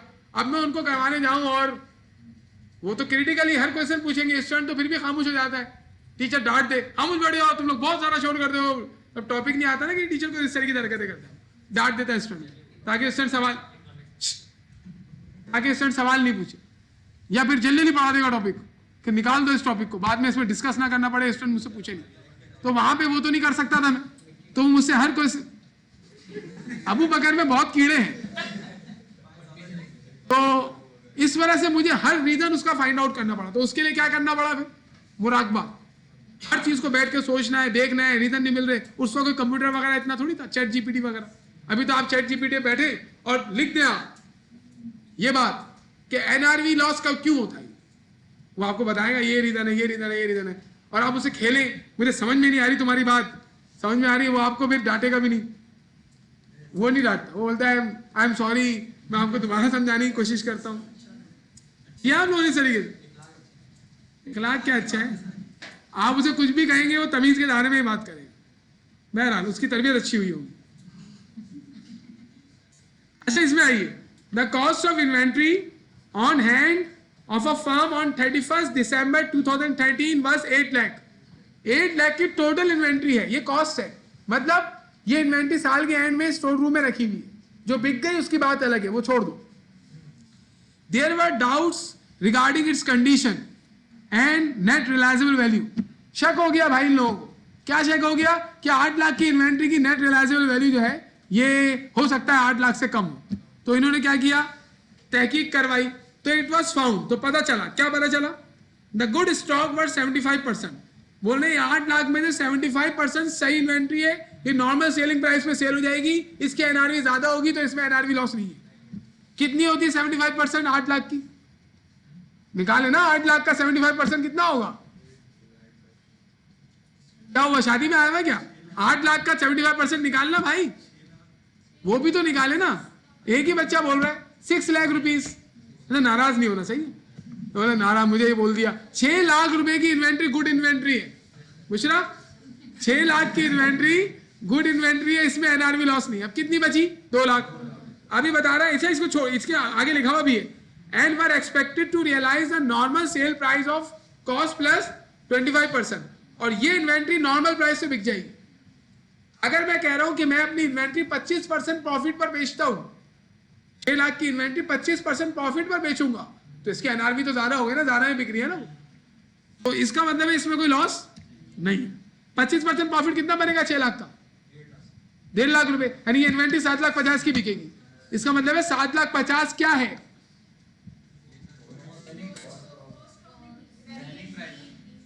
पूरा नाम क्या है इसका, एस्टिमेटेड सेलिंग प्राइस, और इसमें कोई कॉस्ट टू कंप्लीट और कॉस्ट टू सेल की बात नहीं कर रहा। वैसे एनआरवी निकालने के लिए क्या करते हैं, एस्टिमेटेड सेलिंग प्राइस में से एस्टिमेटेड कॉस्ट टू सेल है, estimated cost to complete less करते हैं। लेकिन जो गुड इन्वेंट्री है इसकी, इसने एस्टिमेटेड सेलिंग प्राइस हमें बता दी है इनडायरेक्टली 7,50,000, लेकिन एस्टिमेटेड कॉस्ट टू सेल और एस्टिमेटेड कॉस्ट टू कंप्लीट नहीं दे रहा, तो हम बोलेंगे वो जीरो है। इसका मतलब है estimated selling price 7,50,000, sorry NRV 7,50,000 direct, और कॉस्ट 6 लाख, तो फिर तो सही इन्वेंट्री है ना, इसमें कोई एनआरवी लॉस नहीं है। दूसरी इन्वेंट्री के बारे में क्या बोल रहा है, बोल रहा है 8 लाख का 15% इन्वेंट्री जो है ना वो थोड़ी सी डैमेज हो गई है। पहले तो 8 लाख का 15% निकालो, कितना बनता है, आप सब निकाले ना, 8 लाख मल्टीप्लाई 15 डिवाइड बाय 100, 1,20,000 नहीं बेटा, 15% 8 लाख का निकालना है, 8 लाख का, 8 लाख की 15% इन्वेंट्री, 8 लाख की 15% इन्वेंट्री बनी 1,20,000, इसके बारे में बता रहा है कि 1,20,000 रुपए वाली इन्वेंट्री थोड़ी सी डैमेज हो गई है और इसको सही करने के लिए 10% सेलिंग प्राइस का हमें मजीद पैसा लगाना पड़ेगा। अब मुझे बताएं, 1,20,000 की इन्वेंट्री 25% प्रॉफिट पर अगर हम बेचे तो कितने की बिकेगी? नॉर्मल सेलिंग प्राइस तो 25% ऐड करके आएगा ना, 1.5 लाख। 1,20,000 का 25% निकालो, 30,000। यानी 30,000 प्रॉफिट पर ये इन्वेंट्री सेल करनी है हमको। यानी हमें ये इन्वेंट्री सेल करनी है 1,50,000 की, पड़ी हमें 1,20,000 की है, लेकिन वो कह रहा है ये 1,50,000 की बिकेगी नहीं, इसमें 10% हमें एक्सपेंडिचर करना पड़ेगा सेल वैल्यू का। और सेल वैल्यू 1,20,000 नहीं है, सेल वैल्यू 1,50,000 है, अभी आपने निकाली। तो 1,50,000 का 10% कितना बनेगा? 15,000। इसका मतलब है ये 1,20,000 वाली इन्वेंट्री जब हम 1,50,000 की बेचने जाएंगे तो 15,000 हमारे लग जाएंगे। तो असल में ये इन्वेंट्री कितने की बिकेगी? 1,35,000 की। 1,35,000 इसकी एनआरवी हो गई। कॉस्ट कितनी है? कॉस्ट कितनी है? कैसे 150? भाई 8 लाख की इन्वेंट्री का 15% बना 1,20,000, ये 1,20,000 इसकी कॉस्ट है। फिर इसकी हमने सेलिंग प्राइस निकाली। सेलिंग प्राइस निकालने का तरीका उसने पहले पॉइंट में बताया है, 25% प्रॉफिट निकाल लो। तो 1,20,000 का 25% निकाला तो 30,000 बना। तो 30,000 प्रॉफिट ऐड करोगे तो सेलिंग प्राइस आ गई 1,50,000। अब 1,50,000 में से 10% तो हमारा लग जाएगा 15,000। तो इसका मतलब मार्केट से हमें 1,35,000 रुपये रिकवर होंगे, जबकि हमारे कितने लगे हुए इस पे? 1,50,000 बोल रही। अब इस वजह से बोल रही है ताकि मैं क्लास खत्म करूं। हाँ चले, फिर हम दोबारा इसको लिखते हैं। आप इधर आ जाए, नहीं अटेंडेंस तो नहीं लूंगा। देखिए 8 लाख की इन्वेंट्री है टोटल, सही है। इसका पहला पार्ट हम बनाते हैं। पहला पार्ट क्या है? Good inventory. गुड इन्वेंट्री के बारे में इसने क्या बताया? गुड इन्वेंट्री कितना परसेंट है? 75%। अच्छा ठीक है, निकाल लो, मल्टीप्लाई करो 75% से। ये गुड इन्वेंट्री। स्लाइटली डैमेज ये कितनी है? कितनी इन्वेंट्री स्लाइटली डैमेज है? 15%, सही है। तो इसका 15% 8 लाख का निकाल लें आप, 1,20,000। अब पहले इन दोनों के बारे में बात करते हैं। गुड इन्वेंट्री के बारे में इसने बताया कि इसको हम 25% प्रॉफिट पर सेल कर सकते हैं। तो ये हमारा आ गया प्रॉफिट, सही है। और सेलिंग प्राइस क्या आ जाएगी? एस्टिमेटेड सेलिंग प्राइस ये कितनी है? 750। क्यों? 6 लाख की हमें पड़ी और हम प्रॉफिट लेंगे 1,50,000, तो हम बेचेंगे 7,50,000 का, सही है। दूसरी वाली इन्वेंट्री जो 1,20,000 की हमें पड़ी है, इसको हम 25% प्रॉफिट पर जब बेचेंगे तो प्रॉफिट बनेगा इसका कितना? 30,000। यानी ये इन्वेंट्री हम मार्केट में इतने की बेच सकते हैं, this is estimated selling price.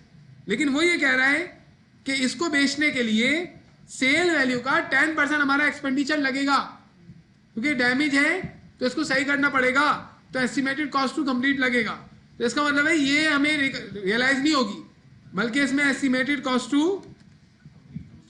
Complete लगेगी। कितना परसेंट? सेल प्राइस का 10% लगेगा। इसका मतलब है ये जो इन्वेंट्री है ना, इसमें एनआरवी निकालने के लिए हम बोलेंगे कि ये इन्वेंट्री असल में इतने की बिकनी थी, लेकिन ये पैसा तो हमें मिलेगा ही नहीं, तो ये इन्वेंट्री बिकेगी कितने की? 1,35,000 की। 1,35,000 की ये बिकेगी, जबकि हमें कितने की पड़ी हुई है? ये 1,20,000 की। तो एनआरवी ज्यादा है ना। क्वेश्चन के अंदर वो आपको घुमाकर बताएगा एनआरवी निकालने का तरीका, यानी वो आपको घुमा सकता है। तो आपको क्वेश्चन पढ़ना है, जो तरीका बता रहा है उसको यूज करते हुए एनआरवी और कॉस्ट निकालनी है। ये क्वेश्चन हम नेक्स्ट क्लास में ही करेंगे, क्योंकि हमारा टाइम ज्यादा लग गया है। तो आप लोग खुश हो जाएं।